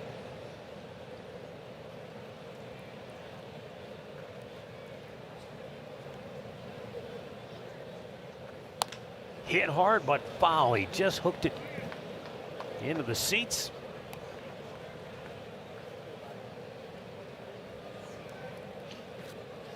You can see they really made him work.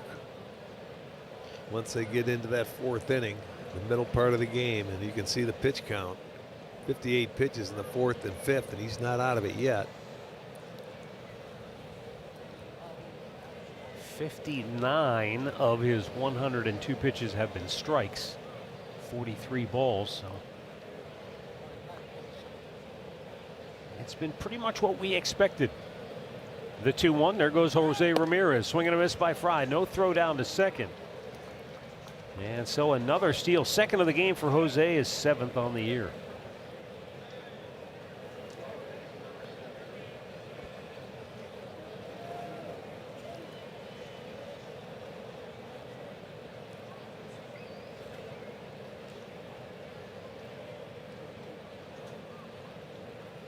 Down low and a full count. Yeah, this could be his last pitch.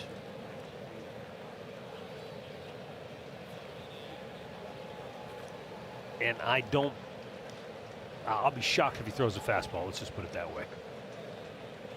I don't think he's just going to challenge him because he knows this is How his about a last pitch. changeup? Yep. I like that.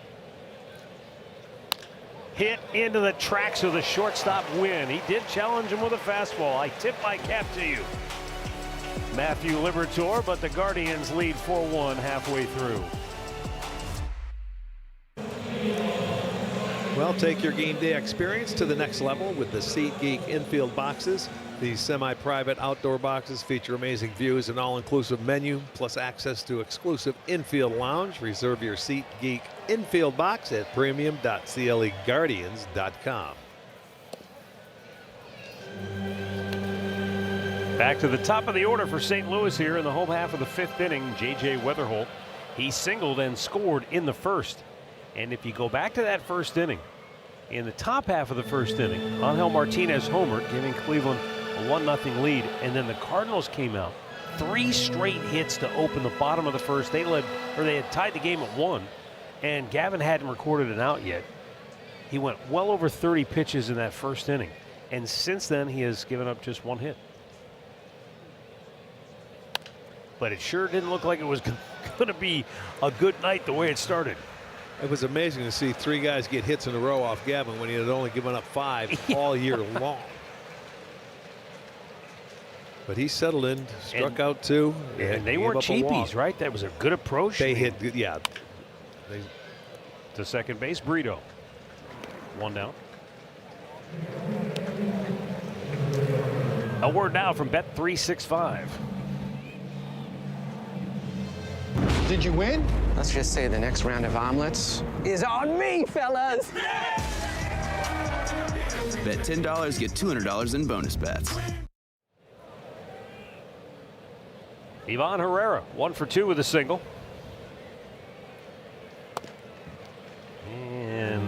We have our first challenge of the night. Took to the bottom half of the 5th inning to get one. ABS powered by T-Mobile. Hedges thought it was in the bottom of the zone, and it was.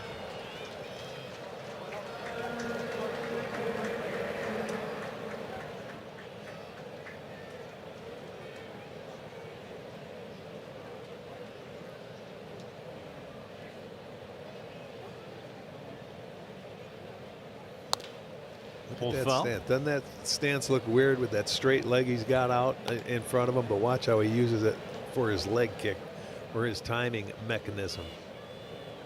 Straight out and open. Yeah, it's definitely odd. It looks like it would be uncomfortable, but watch it turn in. Trying to keep that front hip into play and hit the ball where it's pitched, and he did a beautiful job in his first at bat. And watch him bring that foot up, a little tap up, and there you go. When that's timed well, it works well. And to me, that's the beauty of baseball. You couldn't teach a kid to hit like that, Right. and it would work, you know? I mean, you work like that, you take all the swings, and you get something that makes you feel comfortable. He's keeping both eyes on the pitcher. That's why that foot is open. So you watch how his head's turned, and both eyes will be on the pitcher, Right. where you can really see it, and you're not going to use your dominant eye. It's funny to me because Jordan Walker, we've been looking at all his different swings and different batting stances he's had in the last 2-3 seasons. And one thing he said about this year is, I'm still swinging the same. I'm just setting up differently. See, look at it. Look at his head, his turn. Line drive to center field right at Daniel Schneemann. 2 down. Yeah, it's whatever you can do as a hitter when you get in that batter's box is to just feel comfortable and don't think about anything except seeing the baseball and just getting it done and get to the barrel of the bat. That's a nice swing. Look at, and all hitters finish the same way. That bat goes through the area, the hitting area, and they hit the baseball pretty much in the same spot. No matter how you stand, by the time you get ready to swing the bat, everything is pretty much the same.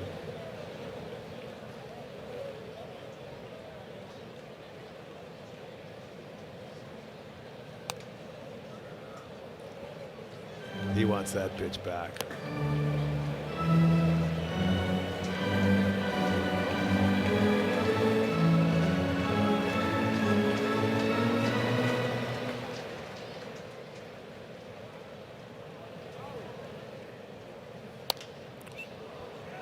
Burleson fouls it off. And it's 0-2.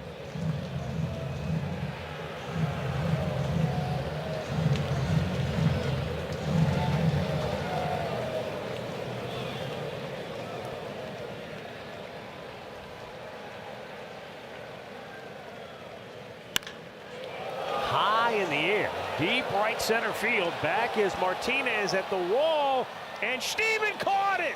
He went to the basket style catch, backing up on Hell. Martinez missed it, and Schneemann was right there to clean it up for the final out of the inning. The Cardinals go 1-2-3. It's worth another look.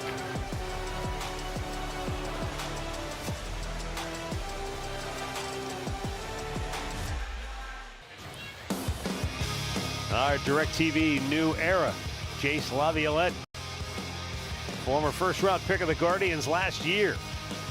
Got his first home run in Lake County. How about that? Yeah, that was a pretty good Big part of the ballpark. Yeah. Boy, that's down, and he went and got it. First 4 games over 12, but last 3 he's turned it around.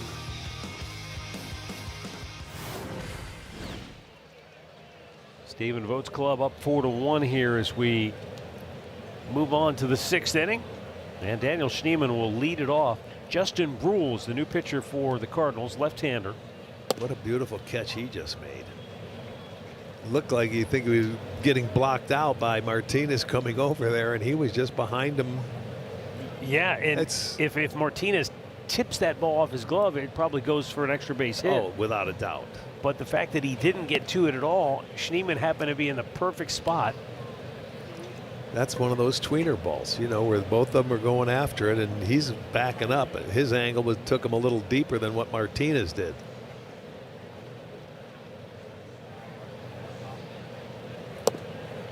Swing and a miss. It's 1-2.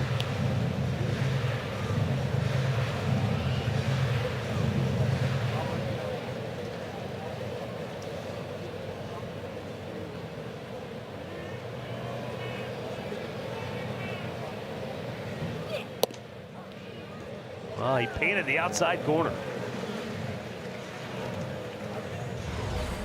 Our progressive defensive play of the game. Another look at the concentration by Schnee. That is concentration.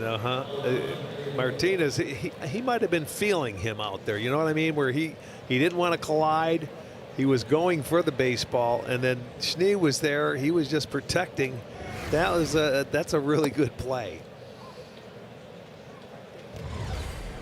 I thought it was a home run over the fence. I didn't think that was staying in the ballpark, and I think Gavin felt the same way. But he get out there and he going, "Oh yeah, nice play, thank you." The big rig.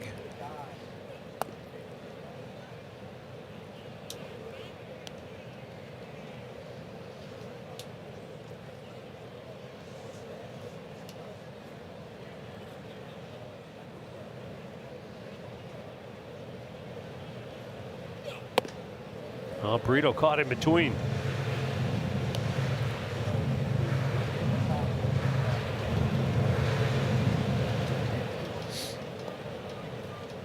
Brule on for the ninth time this year. A lot of walks. But tonight he's throwing strikes. Well, isn't that the key? Coming out of the bullpen, throw strikes. Yeah, 6 out of 8 have been strikes. You're coming out. You're there to get maybe 1 inning, maybe more, but be aggressive. And he popped him up foul ground. Burleson, the first baseman, is there. 2 down.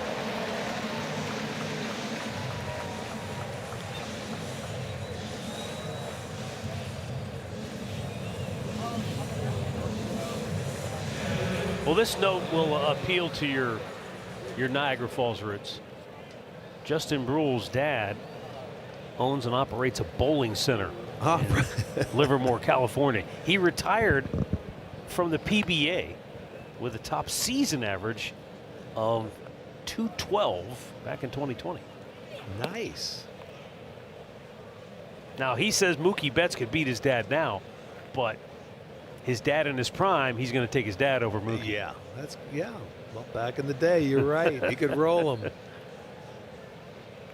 Did you ever get into bowling? No, I mean, I stunk at it. But he's got. No, but I'm talking about watching it back in the day on television. That's Dick all there was Weber to watch and some of the sometimes boys. on a Saturday afternoon right. in the snowy days of January. Sure. The PBA is set up in Akron, Ohio. So Yes, they have a lot of good tournaments there.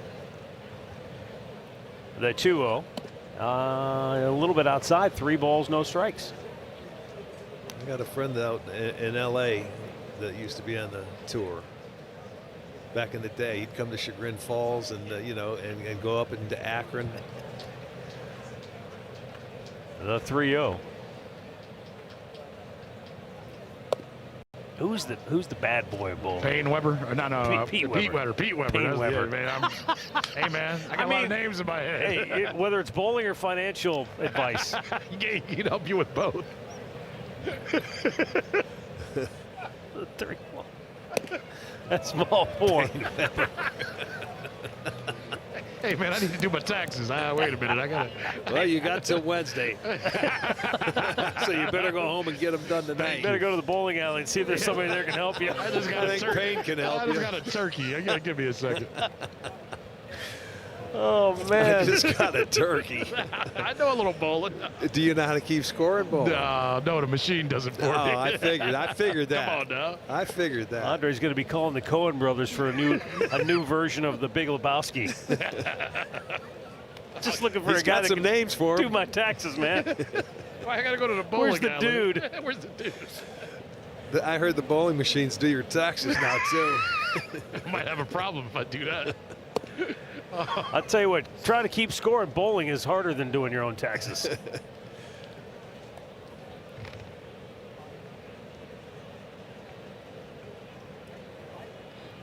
Hedges at first with 2 down. Rocchio. Oh, Launching one to deep left field and way out of here. baby. Payoff.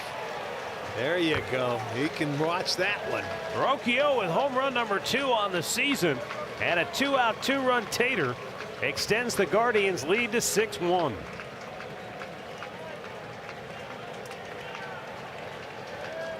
He got that one. Felt good too. A 2-out walk and then 1 swing gives him 2 on the board. 6-1.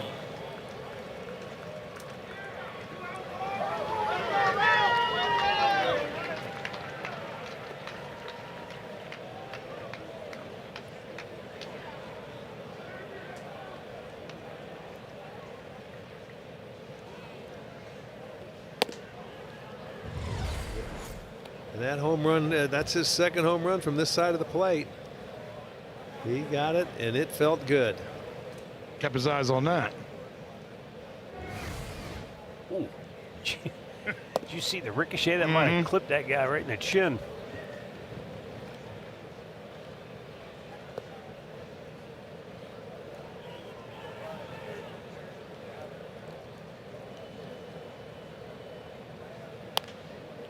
Quant pops it up, foul ground. Nolan Gorman puts it away, and the side is retired.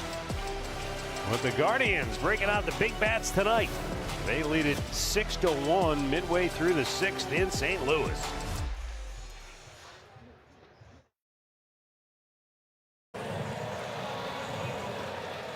Now the big rig rolling down the highway tonight.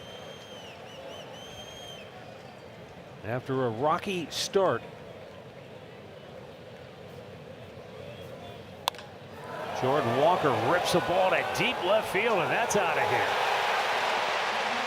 Into the Guardian bullpen. Walker's major league leading 8th home run of the season. His 15th run batted in. And it makes it a 6-2 ball game. That's pretty much like the one we showed he hit yesterday. It was a breaking ball out over the plate, and he put a smooth swing on it.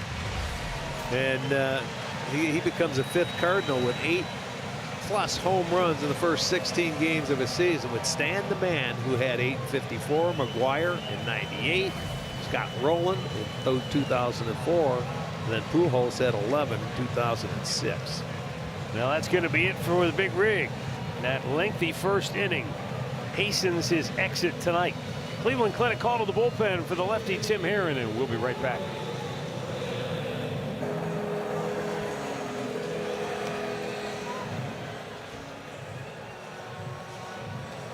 (6-2) Guardians on top. New pitcher is left-hander Tim Herron.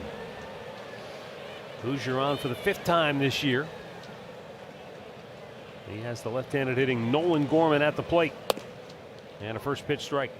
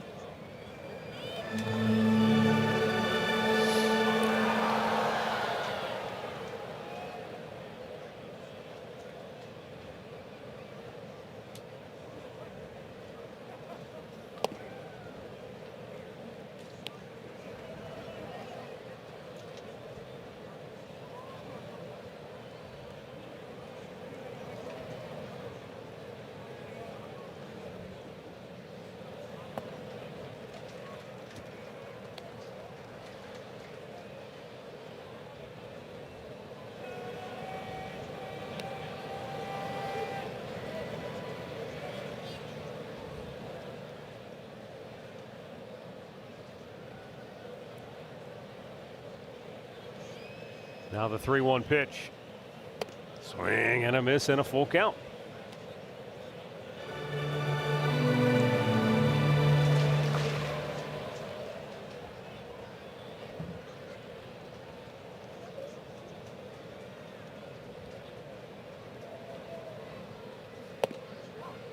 Ring him up. First out of the inning.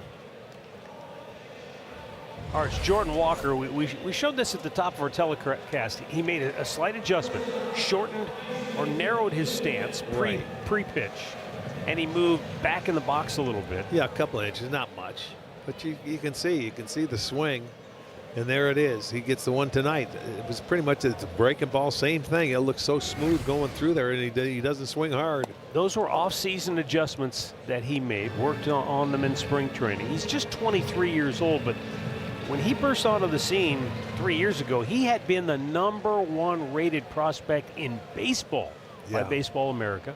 Rookie year was really good, really solid, but then the last 2 years he regressed really bad. I mean, he went the wrong way, and a lot of people were wondering, is he a flop? I asked Stephen Vogt about making those kinds of adjustments, and can they be more mental than it? Like, just get your brain thinking about something else? Nobody to protect him. No great hitters in that lineup, to help him out, or veterans that he can really. That's fair down the left field line. Mason Wynn, he can race. He's on his way to second base easily with a one-out double. Yeah, young players can regress if they don't have, great people around him to help them out. Arch, boy, he's swinging it well. I told you before the game, because I knew we were doing this, I did some research on it, and remember when Matt was talking about young players talking about launch angle and things of that nature? Yes. Well, when he first came up, he hit the ball really hard, but it was a lot of ground balls. So there were some people that started saying, hey, you got to lift the ball more. You need to have more of a launch angle because you're too powerful not to hit home runs. And he said that got into his head a little bit, and it kind of messed him up and changed a lot of what he was doing. He's gotten rid of talking about that. He worked on his legs and not collapsing his backside this offseason. And he said that's what's helped him get off to this great start. And I said he's got to stay with it. He's got to keep working at it. But the launch angle stuff, he feels like kind of put him in a bad place. Well, he's 23 years old. This kid could be a dominant power hitter for quite some time if he continues to build on what he's been doing. Pinch hitter Jose Fermin batting for Nathan Church. One of 4 right-handed bats on the bench for St. Louis.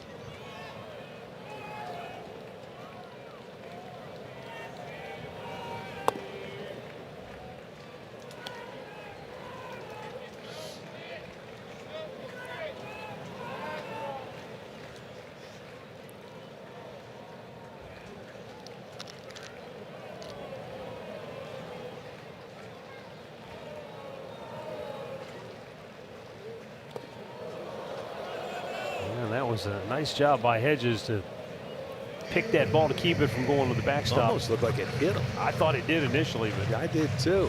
But it must have been the glove of Hedges that bounced out of the way. Fermin able to hop, skip, and jump out of the way. But it's 3-0. Got to come back and get him.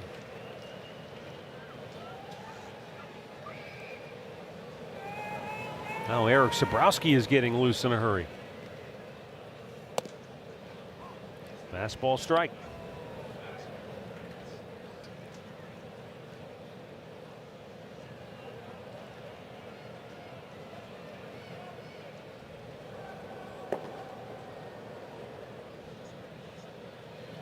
Now the 3-1. So a double and a walk. And now the Cardinals are in business with 2 on and 1 out. And Pedro Pages coming up. Well, the reason I brought that up about Walker, about the adjustment that we showed at the top of the show, is, when I talked to Stephen Vogt about it before the game, if you make an adjustment as a hitter, how much of those kind of adjustments, narrowing your stance by, let's say, a few inches, moving back in the box, how much of that is a tangible change, and how much of it is, again, just getting your brain to just kind of clear and that's it. I mean, up here, he's not worried. He's not trying to think about doing something else. He feels comfortable doing that. It doesn't matter if it's this much or that. When you have success, you build confidence. When you see a couple of balls go out, he's on a nice roll right here, and he looks comfortable at the dish. They can say whatever they want. Now, I can see, like you mentioned it before with Bo Naylor, getting rid of a leg kick. I mean, that's a tangible result because you're getting down, you're on time. It's just a toe tap. That's changing something. Right. Some of those other things, it's more like take your change out of your left pocket and put it in your right pocket. It's like tin cup. It's people have to say something for answers. What's he doing? You ask him, and he probably says, just leave me alone. I feel pretty good. Don't worry about what I'm doing. He's succeeding. Well, right now, Tim Herron trying to succeed at finding the strike zone again. He's thrown 8 strikes, 7 balls out of the 15 pitches, and now he's pulling it. He's even 50-50 balls and strikes. Not where you want to be.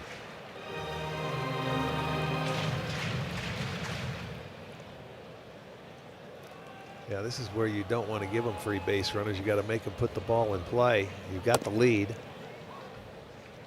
There he made an adjustment.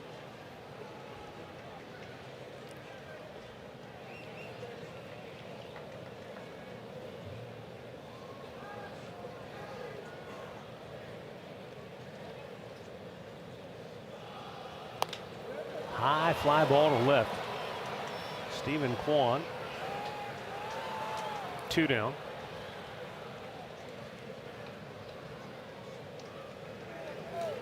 And the 9th place hitter Victor Scott will be called back for a pinch hitter. And it's going to be Thomas Sajasi.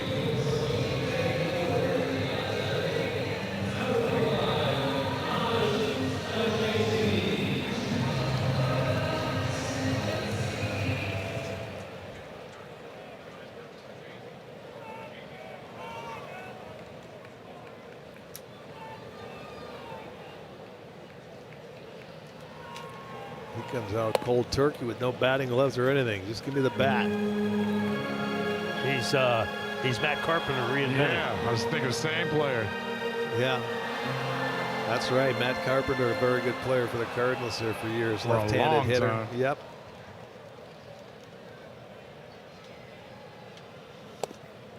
Swing and a miss.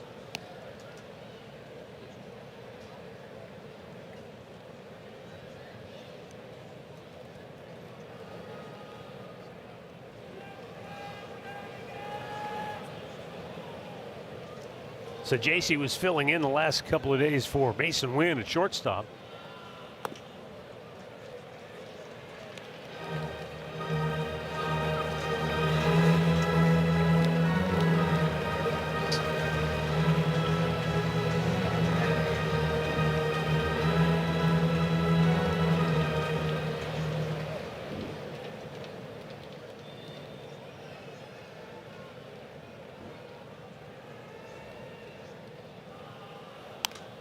Back out of play.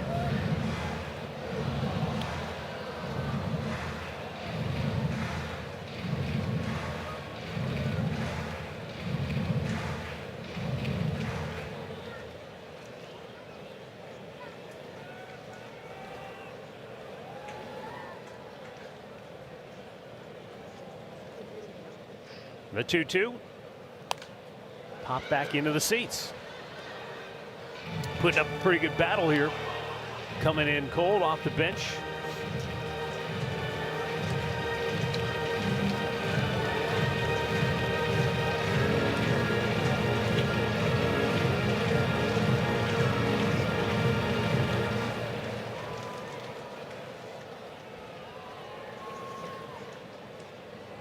And the 2-2. Kwan has a routine play in left field, and that will retire the side. So Tim Herron works out of trouble. Cardinals get one back, but it's Cleveland 6, St. Louis 2 through 6 innings of play. Bet365 scores from around the league. How about the Buccos? 16-5, a winner over the Washington Nationals. Pittsburgh is 10-6. On the young season. Minnesota Twins continue to play well. They're pounding Boston 13-6 at home. A lot of big numbers, Arch. Yeah, look at that. Phillies 13-7 over the Cubs. Double digits. A lot of runs scored, but the Orioles came look at back. The Marlins going look into at that. Atlanta. The Orioles came back late on the Diamondbacks. I'll say a prayer for Craig Alvarez. He got hit by a foul ball in his head late in the game. It was not a good look for him. So hopefully he's going to be all right. But they had a heck of a comeback. Fermin in center. So JC in left. Orioles are scheduled to come to Cleveland after we wrap up this road trip here in St. Louis. 4-gamer.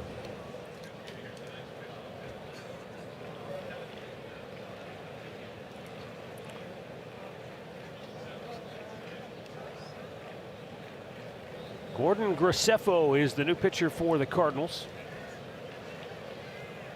So JC is now in left for Mean in center after they pinch hit in the 6th inning. Angel fouls it back. Martinez 2 more hits tonight. That means he is now 12 for his last 24. That's 500. I can do that one. That's an easy one there. You don't need the phone to do that one.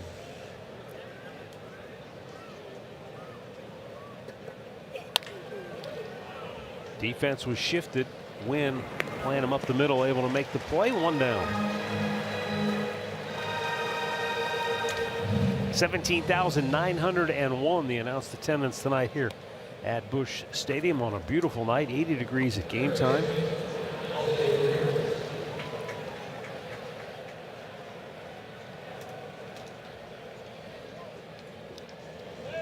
Jose Ramirez 1 for 2. He walked and scored in the 4th. He has 2 stolen bases on the night. Jose's an example of what you were talking about earlier, you know, and Andre, you know, when we talk about golf and how in baseball, if you're not swinging the bat well, you can still impact the game, play great defense, or like Jose with his great base stealing, base running, whatever it may be. He finds a way to help his team win. That's one good thing about this game. You can do so many different things to help you win. It doesn't have to be one certain way every game. The more you can do, the better it is. To center. Not in this park. Fermin going back, still going back. He pulls it down middle of the warning track. 2 down. Let's take a look at Jose's night. He walked in the 4th inning and then promptly stole second base. Yeah, he had a man on third base, and that time they chose to throw through. Then he gets a base knock. No, this was the 1st and 3rd, and then he's there. They didn't want to throw through that time. Just another day at the office. Yeah. Rhys Hoskins 0 for 2, walked and scored in the 4th. There's no way that he could get off a baseball field without having a dirty uniform. No way There's possible. no way.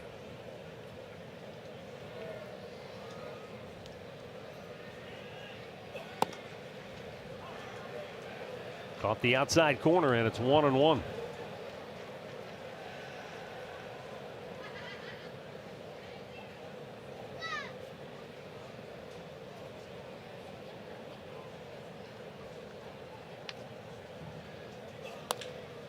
Right to the 3rd baseman, Gorman. Hit it hard, but the old Atom ball. And the Guardians go 1-2-3. Stretch time in St. Louis, 6-2 Cleveland. This copyrighted telecast is presented by authority of the Cleveland Guardians and may not be reproduced or retransmitted in any form. And the accounts and descriptions of this game may not be disseminated without the express written consent of the Cleveland Guardians.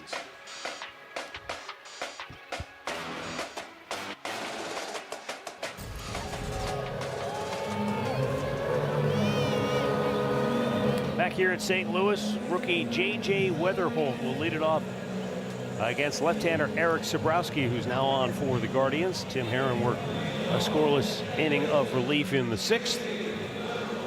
And now Sabrowski here in the 7th. J.J. Weatherholt is 1 for 3 tonight. He singled and scored in the 1st. I was reading a story about Weatherholt before the game today.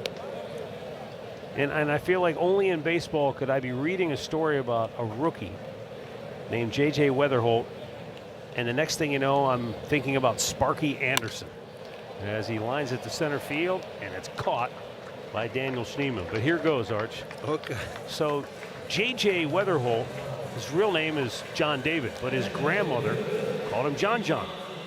And that's how his family still calls him John John to this day. But he had a baseball coach along the way who looked at him and said, I am not calling you John John. So he nicknamed him JJ, and that's kind of stuck ever since. But his friends and family is really call called him John John. And the reason that got me thinking about Sparky Anderson was the former umpire Al Clark, who once said, "I will not call a grown man Sparky." So he always called him George Anderson. George was his real first name. Right. But he got his nickname Sparky because he was a fiery player coming up through the ranks as a minor leaguer. And even though he was a white-haired manager for most of his career, everybody called him Sparky except Al Clark. Al, he didn't like Chevy Chase movies then. Sparky. That's funny. Ivan Herrera 1 for 3 on the night facing Sabrowski. I could see the baseball coach not calling him John because you're Right. not Little League. Yeah. You know, it's JJ. I can see that. That makes sense to me.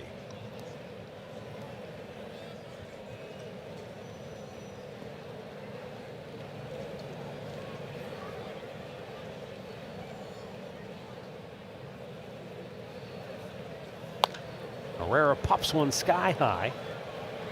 In the foul ground is Jose. Rocchio calls him off. Calls him off. Says, "Get out of here. This is mine."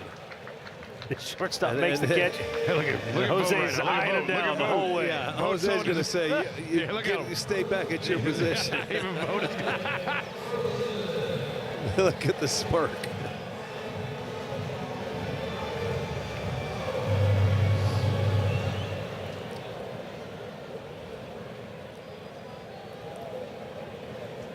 I think Jose let him catch that because he hit a home run. I just think there's something that makes Jose unique. His arch, I don't know why. Maybe it's just the way he's wired. Everything on the ball field is a competition to him. Yeah. Whether it's a lazy pop in the foul ground, it's competition to him, right? Get out of here. That's my ball. You don't catch that. Kwani makes the grab, and the Cards go 1-2-3. We head to the 8th in St. Louis, 6-2 Cleveland.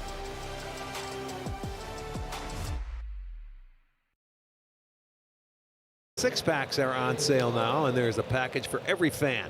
You get the Firework Fan six-pack featuring 6 games with post-game fireworks, including the annual Rock and Blast show.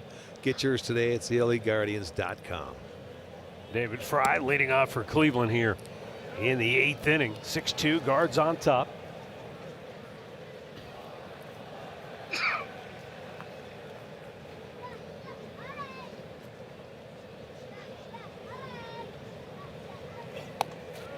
And that pitch is up high. And it's 2-0.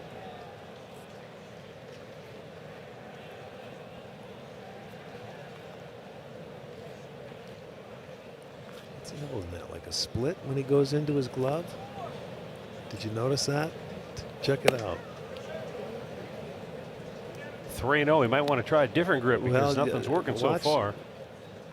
And they've all been fastballs, but he's got a Oh, a spike change. uh-huh. Or the kick change, maybe. Well, Missed on 4 straight.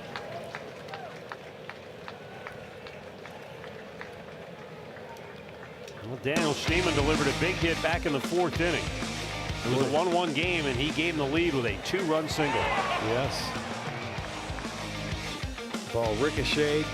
Got a couple runners in. They were able to add on after that one as well. And add that 3-run inning and then put a 2-pointer on the board in the 6th.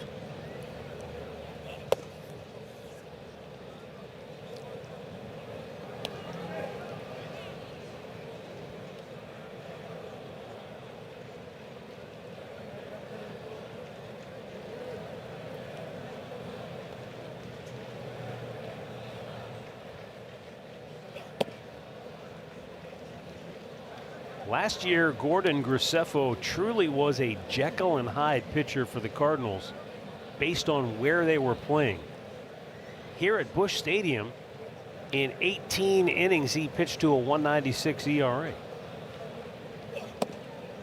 But on the road, in 24 innings, his ERA was 9.5. Wow. Well, he's yet to throw a strike in this inning.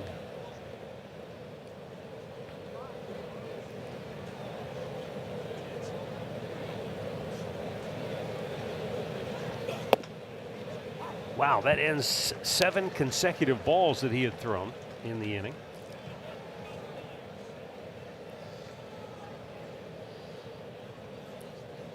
Schnee will be ready here for one of those heaters.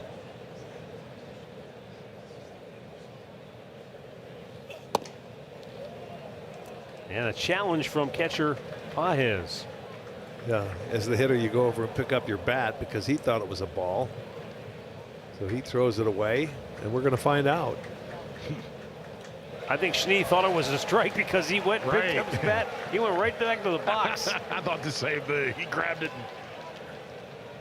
So a good challenge by Pages. Each team has challenged once, and they have been able to get it overturned both times. And the payoff pitch.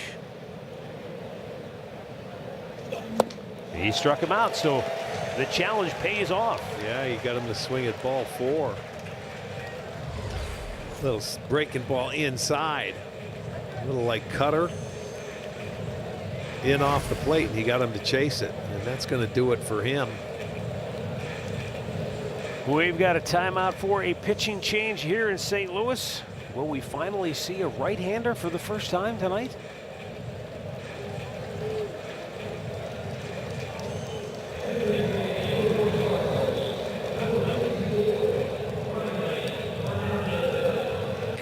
From official jerseys and memorabilia to hats and hoodies, we've got the season covered at MLBshop.com/Guardians, the official source for your Guardians gear.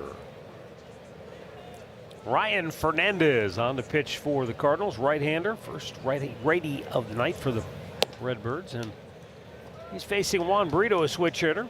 Brito 0 for 3 tonight. Fernandez was unscored upon in 6 outings at AAA this year.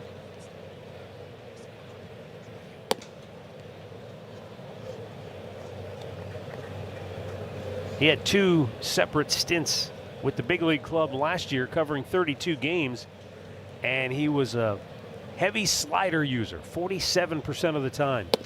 He threw his slider. There's a good 4-seam fastball, though. Needed to get one in for a strike, and it's 2-1.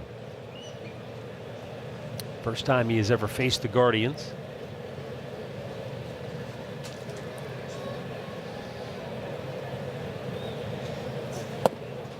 Good pitch.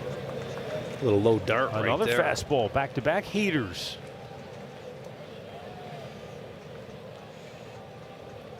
But based on what he featured a year ago, this should be a slider. Right on. And he ripped it foul. Right on it. That little low dart he threw there, the pitch before, is even if you try to hit it, that's a tough pitch to hit. You got to stay on it and go the other way, or you're just going to roll over. Another slider, that one missed, full count. So he's only thrown 1 slider for a strike. The other 2 fastballs he threw were really well executed pitches. Comes another one. Lined into center field. That will get down for a base hit. So Juan Brito did a nice job. Maybe he was looking for that fastball, but oh yeah, he took it right back up the middle.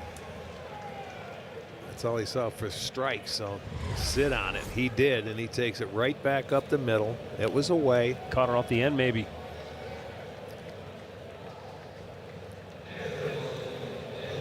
Hit number 8 for the Guardians. Look at that, finally. Yeah. First, our second hit on this road trip. And now Austin Hedges, who drove in a run with a sacrifice fly in the 4th, walked and scored in the 6th.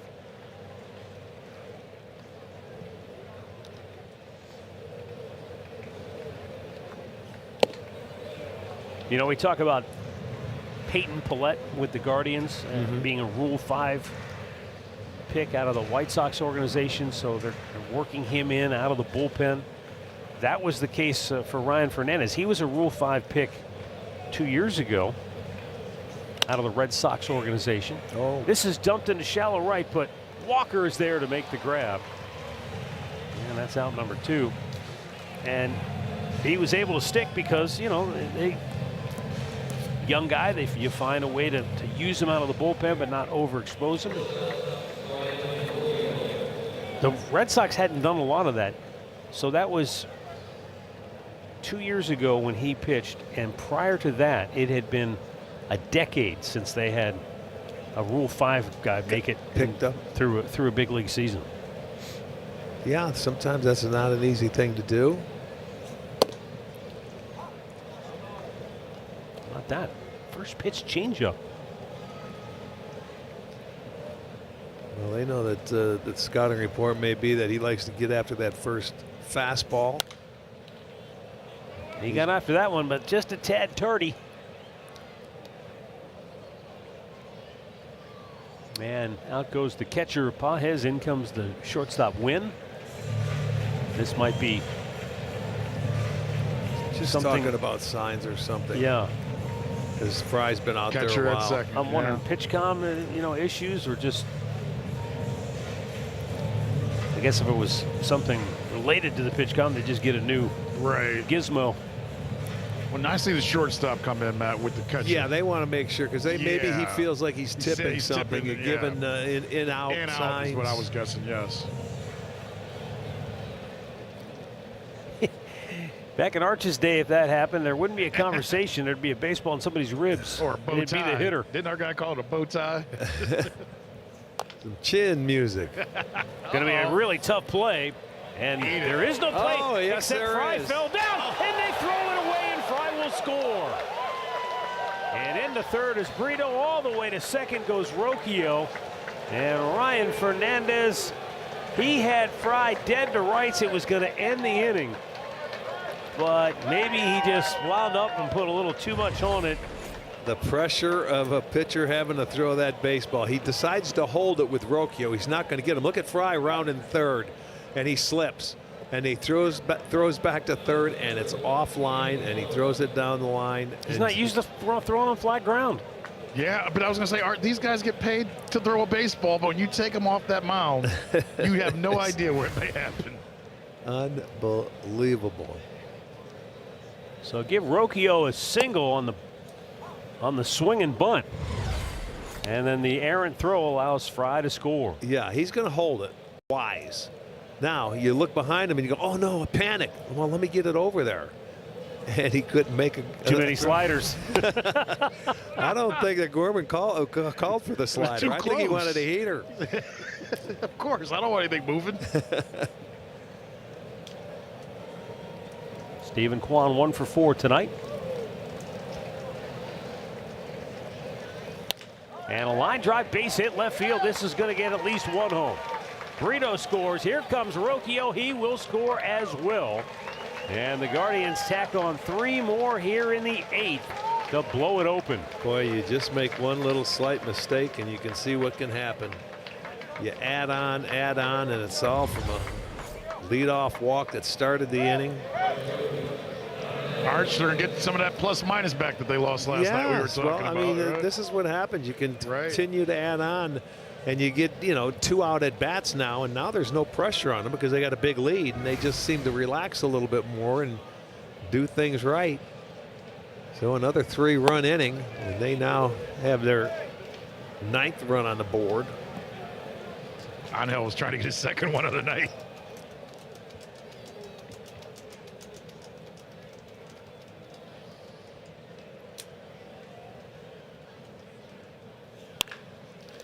Hard hit ball right at Burleson. He caught it in the palm of his mitt. And that will end the inning. 3 more for the Guards. A 2-out, 2-run backbreaker off the bat of Stephen Kwan, and it's 9-2 Guardians.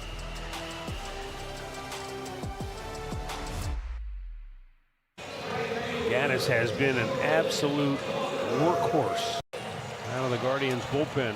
Yeah, it's nice to see him back.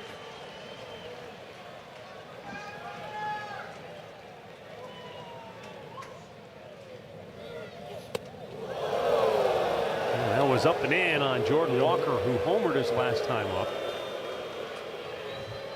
Throwing right back into the fire, though. First guy you see is this guy. They said they wanted to ease him back into things, but that doesn't. It's not how it works here, does it? Well, you see how he eased in, one under the chin. Well, his velo was down, and that was back to where it was. And they said, you know, you get back in the big leagues, it'll be mid-90s. He was like 91, 92 down in Columbus.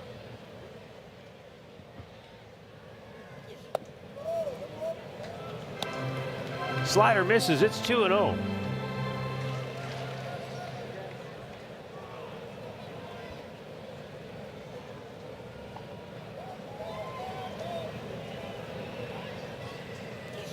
Stephen Vogt basically said, Arch, I'm going to treat Hunter Gaddis as though this is his first game coming out of spring training. Right. You know, you have to. Yeah. Because it really him is. To just jump in, even though it's only a couple of weeks into the season. Well, it's his first back in the big league level, no doubt. To third. Jose, a little hesitation, and Walker beats it out. I don't know if he must have not had a good grip on it, because you never see Jose hesitate like that. No, that kid got down the line really, really well. Let's see if it. See, he didn't get it. There it is. Yep. He's reaching for it and didn't get the grip. And by the time he does to get it over there, I'll tell you what, Walker got down that line in a hurry. So he was safe. He beat it out. They will credit him with an infield single. That happens sometimes, the infielders, where you just don't get a grip on it. Doesn't look like much, but that could be a step or two.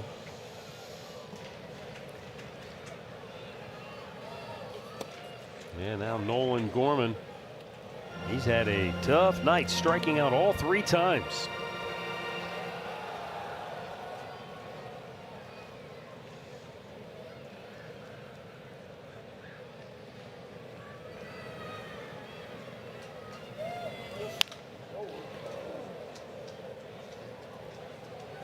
Nice kick save by the first base coach. Stubby Clapp. He can kick save with the best of them. One of my favorite names in baseball. Why wouldn't it be?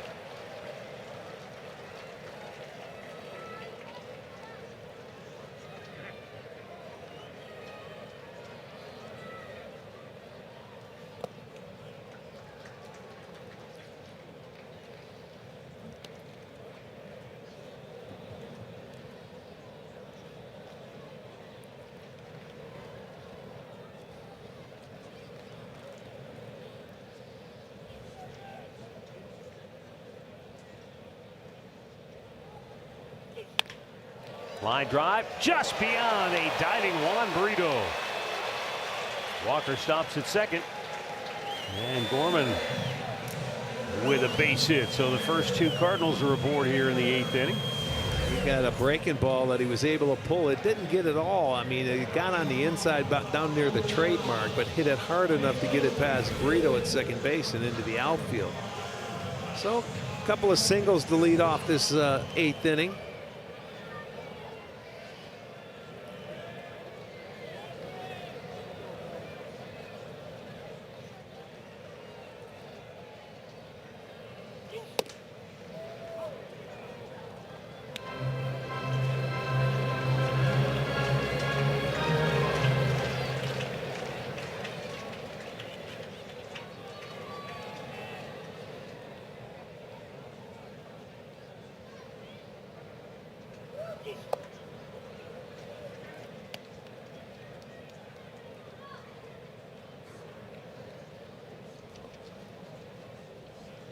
Mason Wynn has walked twice and doubled. He doubled back in the 6th inning.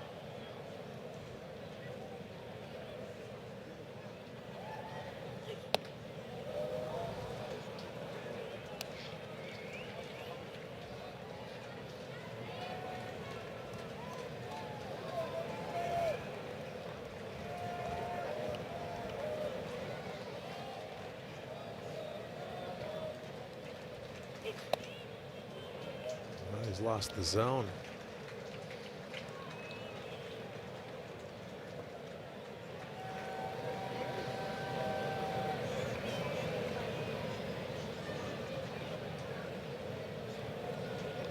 Now the 3-1. And that's ball 4. So the bases are loaded with nobody out. And that's going to bring up Jose Fermin out to the mound. Goes Austin Hedges. With the Guardians in front 9-2, but boy, there just doesn't seem to be any way to ease someone back into the mix, right? Yeah, well, that's what it was a perfect situation. You got a 9-2 game, so you got to get him in there. But you know, I like what Hedgie did. I was looking to see if Carl was just going to go out and give him just a little pep talk or something, but Hedgie did it. He knew he had to just slow him down a little bit, say a couple of things, you know, keep it positive.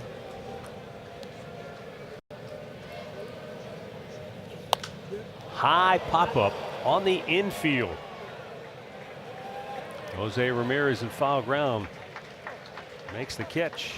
And you can see what happens sometimes. You know, that first pitch, you want to get too big. You want to do a lot. He popped it up and gave him a one pitch out. And that's all sometimes a pitcher needs, is to get that first out on an easy one. Now see if he can get the ground ball. Cardinals are now 4 for their last 29 with runners in scoring position, dating back to their last series with Boston. That happens to young teams, though. Yeah, but Matt, you called it early in the game. Yeah. When they didn't get it going, when they had a good opportunity. Yeah, they had bases loaded, right. Nobody out. Nobody out. First inning, first 3 guys hit. Good man to get a ground ball on. Pedro Pajes 1 for 3 on the night. He lifts one high in the air to left. That'll get him one. Stephen Kwan will settle under it and make the catch. Tagging up, coming home is Walker. Yeah, that makes it 9-3.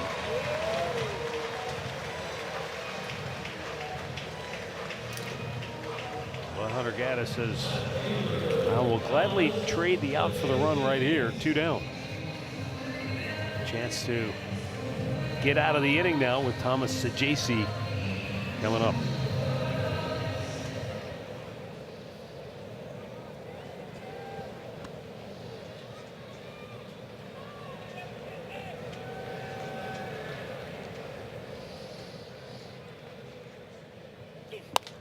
Back out of play.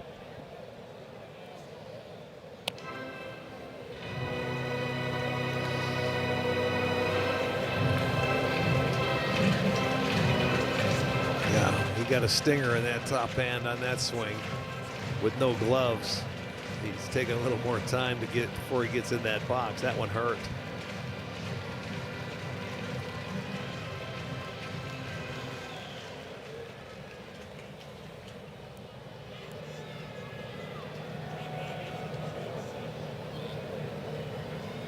The 0-1 pitch. Just a little high. 1 ball, 1 strike.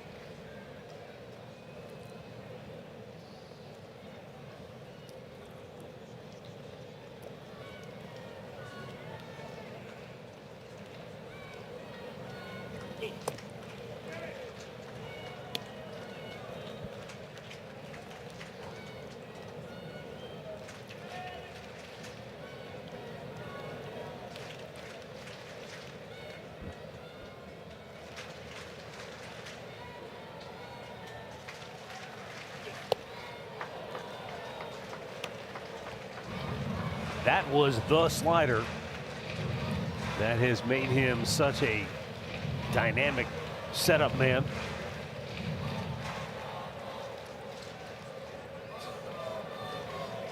God, it's the first reliever in Guardians history to have 30 or more holds in multiple seasons. Ring him up. He's going to challenge it. Saggese will challenge. And let's take a look with the ABS challenge system. Here we go. And good night, Thomas Saggese. A strikeout for Hunter Gaddis. Cardinals get one back. We're headed to the 9th. Jose Ramirez is going to lead things off when we come back.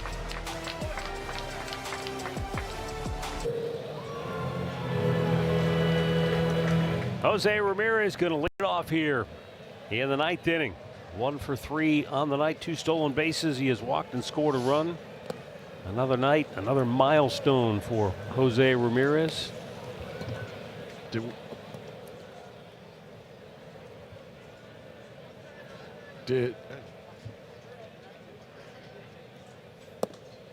Down low, 2-0.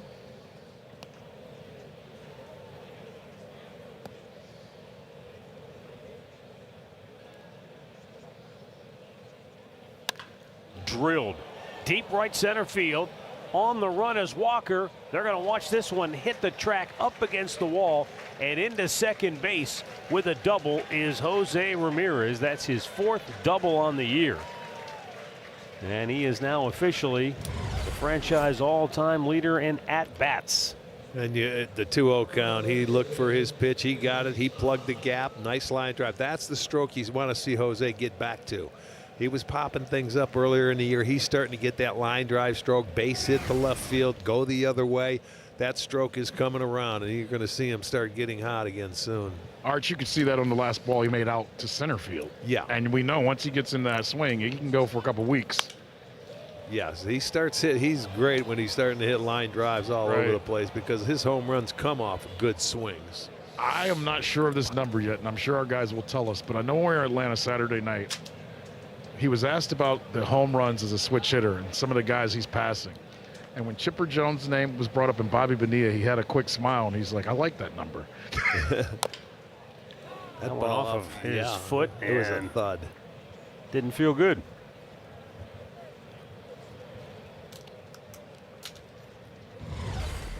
Straight down.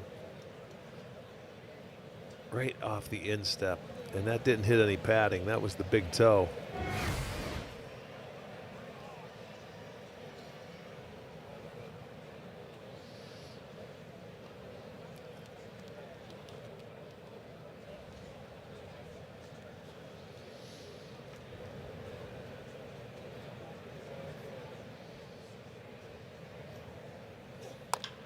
That's foul.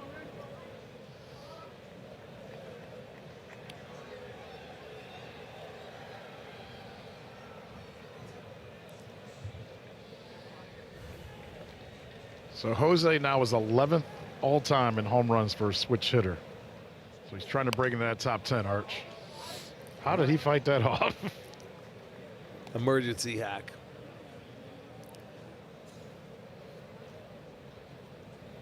I know when I brought. Who's ahead of him? Who's number 10 on that list, you know? I don't have them all in front of me. I know our crack staff will get to that for us. Ruben Sierra is right there at 306. I mean, the names that you're going to start seeing are incredible. Challenge coming from Pages.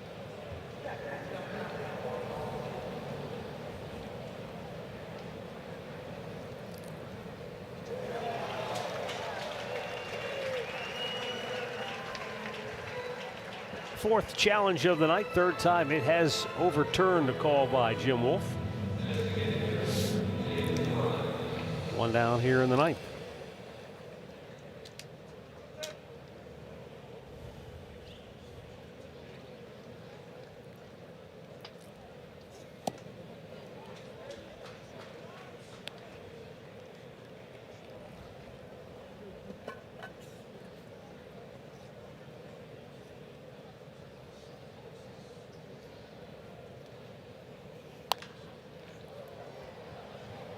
Should get out of play. Burleson giving it a look.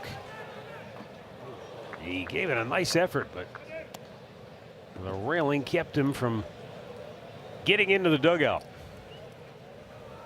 Well, there's quite a bit of room compared to some fields for foul territory. He gets over there in time, but just out of his reach.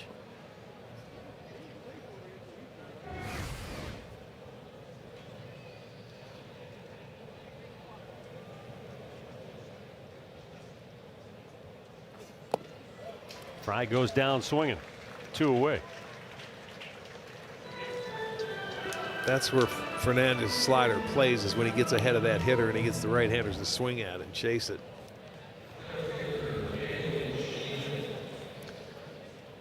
Daniel Schneemann.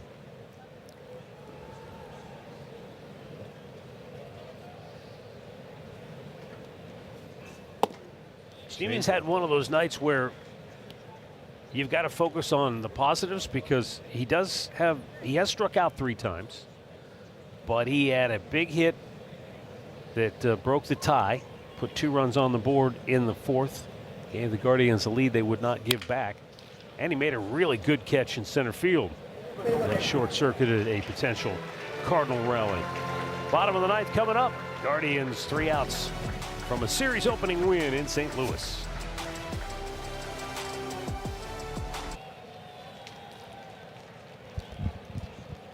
Cade Smith on to get some work here. Bottom of the ninth.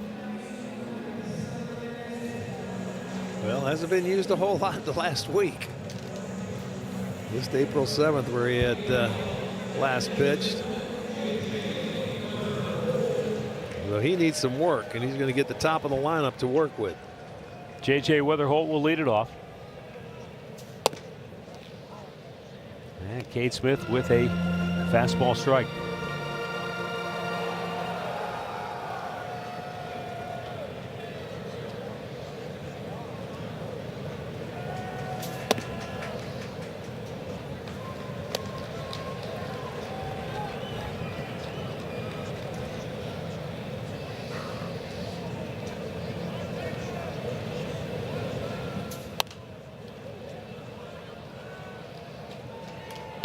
So we've had Eric Sabrowski and Cade Smith, the Western Canadians, both appear in this game. And that probably brings a bit of pride to Andre's guy, Cardinals first base coach Stubby Clapp, who is a proud Canadian himself. He is also a third-generation Stubby. His grandfather, his dad, and he has passed that name on to his firstborn. No His kidding. son Cooper will be Stubby the fourth. Okay. Got a run on a The Stubbies. Stubsters. Yeah. Hey, Stubby's the very definition of a baseball grinder. Almost 1,000 career games played, 23 in the big leagues with the Cardinals. Wow. So over 800 in the So minors. he paid another his dues, huh? all Yeah. with a couple Cardinals? hundred in the independent leagues. Yeah. Well, but then he That's deserves awesome. the Stubby deserves to be Yeah. up there. That's awesome. ground ball to first. Hoskins with the flip. Cade takes the feed, 1 down. Wonder why Andre likes him. I just remember the name as a kid, and I instantly wanted to know who that was. You mean nobody called you Stubby Not? Yeah. See, I knew you two. I'm trying to do my taxes down here. Leave me alone. I've been getting calls. Even my wife is going, "What is wrong with you?" By the way, Andre shared with me his, if he could pick any foursome to bowl with, it would be E.F. Hutton, Charles Schwab, and Raymond James. I don't like you anymore. I'm going to get my taxes done one way or the other.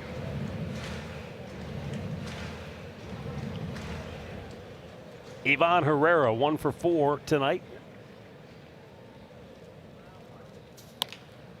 And a ground ball to Jose.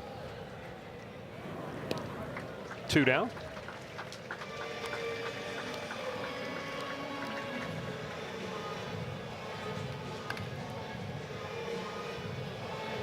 And that's going to bring up Alec Burleson with 2 gone in the ninth.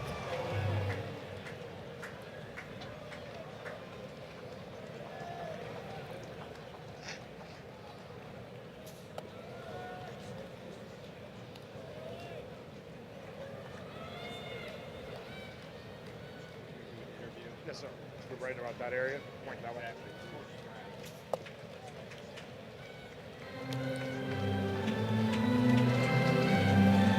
Burleson knocked in the Cardinals' first run in the bottom of the first, tied the game.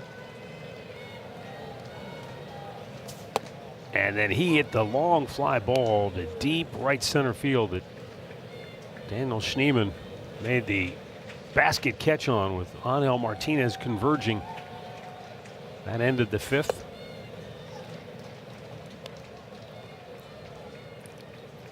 That deep part of the park out in right center field. Right in front of their bullpen.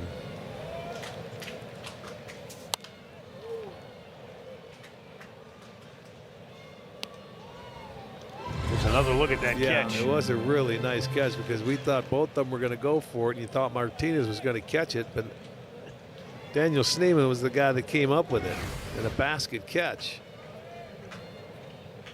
Say hey, Schnee. Payoff pitch, fouled out of play. And as you know from playing center field, when you run that far, at some point you almost get disoriented because you keep running, you're running. Your head starts bouncing around. You know the you're balls, getting close to that other guy. You know you're getting close to the wall. Angel over to try to grab it as it kicks off the fence. And Burleson will go into second base with a 2-out double. So he has a 2-hit night, his 3rd double on the year.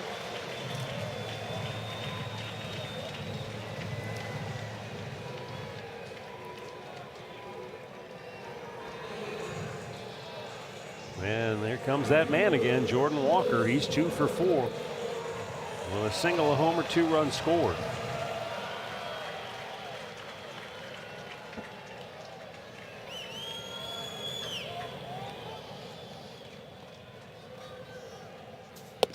You know, I was thinking back to when Andre said, you know, people were maybe getting in his head saying, hey, he's hitting too many balls on the ground and he needs to get the ball in the air more. I mean, it's 6'6". He's got a lot to worry about with his mechanics as Sure it is. he does. He's big guys, you know, they like to extend the arms. Somehow that went through there's a small opening or just right at the end of the netting and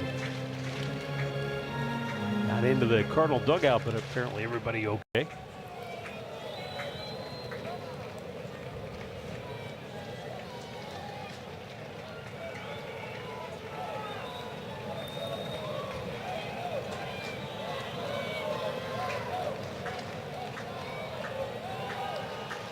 The 0-2 in the air to right. This should do it. Angel is there. Book it. The Guardians take the series opener as they beat the Cardinals by a final score of 9-3. Gavin Williams went 5 innings to get the win. He's 2-1. And Matthew Liberatore, with his first decision on the year, he drops to 0-1, the starter for St. Louis. With the win, the Guardians are now 10-7 on the season, and St. Louis falls to 500 at 8-8 on the year. So this was a night offensively where the Guardians had a couple of crooked numbers on the board, a couple of 3 spots. They had a 2-run homer from Brian Rocchio in the 6th inning, so a nice night where multiple people got involved and the offense really clicked. Well, I like how they scored in the 1st inning. They took the lead early, but you know, you got to give St. Louis credit because they scored in 3 innings as well. They answered every time we have scored except that 1 inning, but we put crooked numbers on the board. They had the 1s, so 9-3. Got 11 hits in the ball game tonight. So, well, yeah, that was a good deal. Good night. So the Guardians a winner in the series opener. We'll celebrate this one next on Guardians Postgame.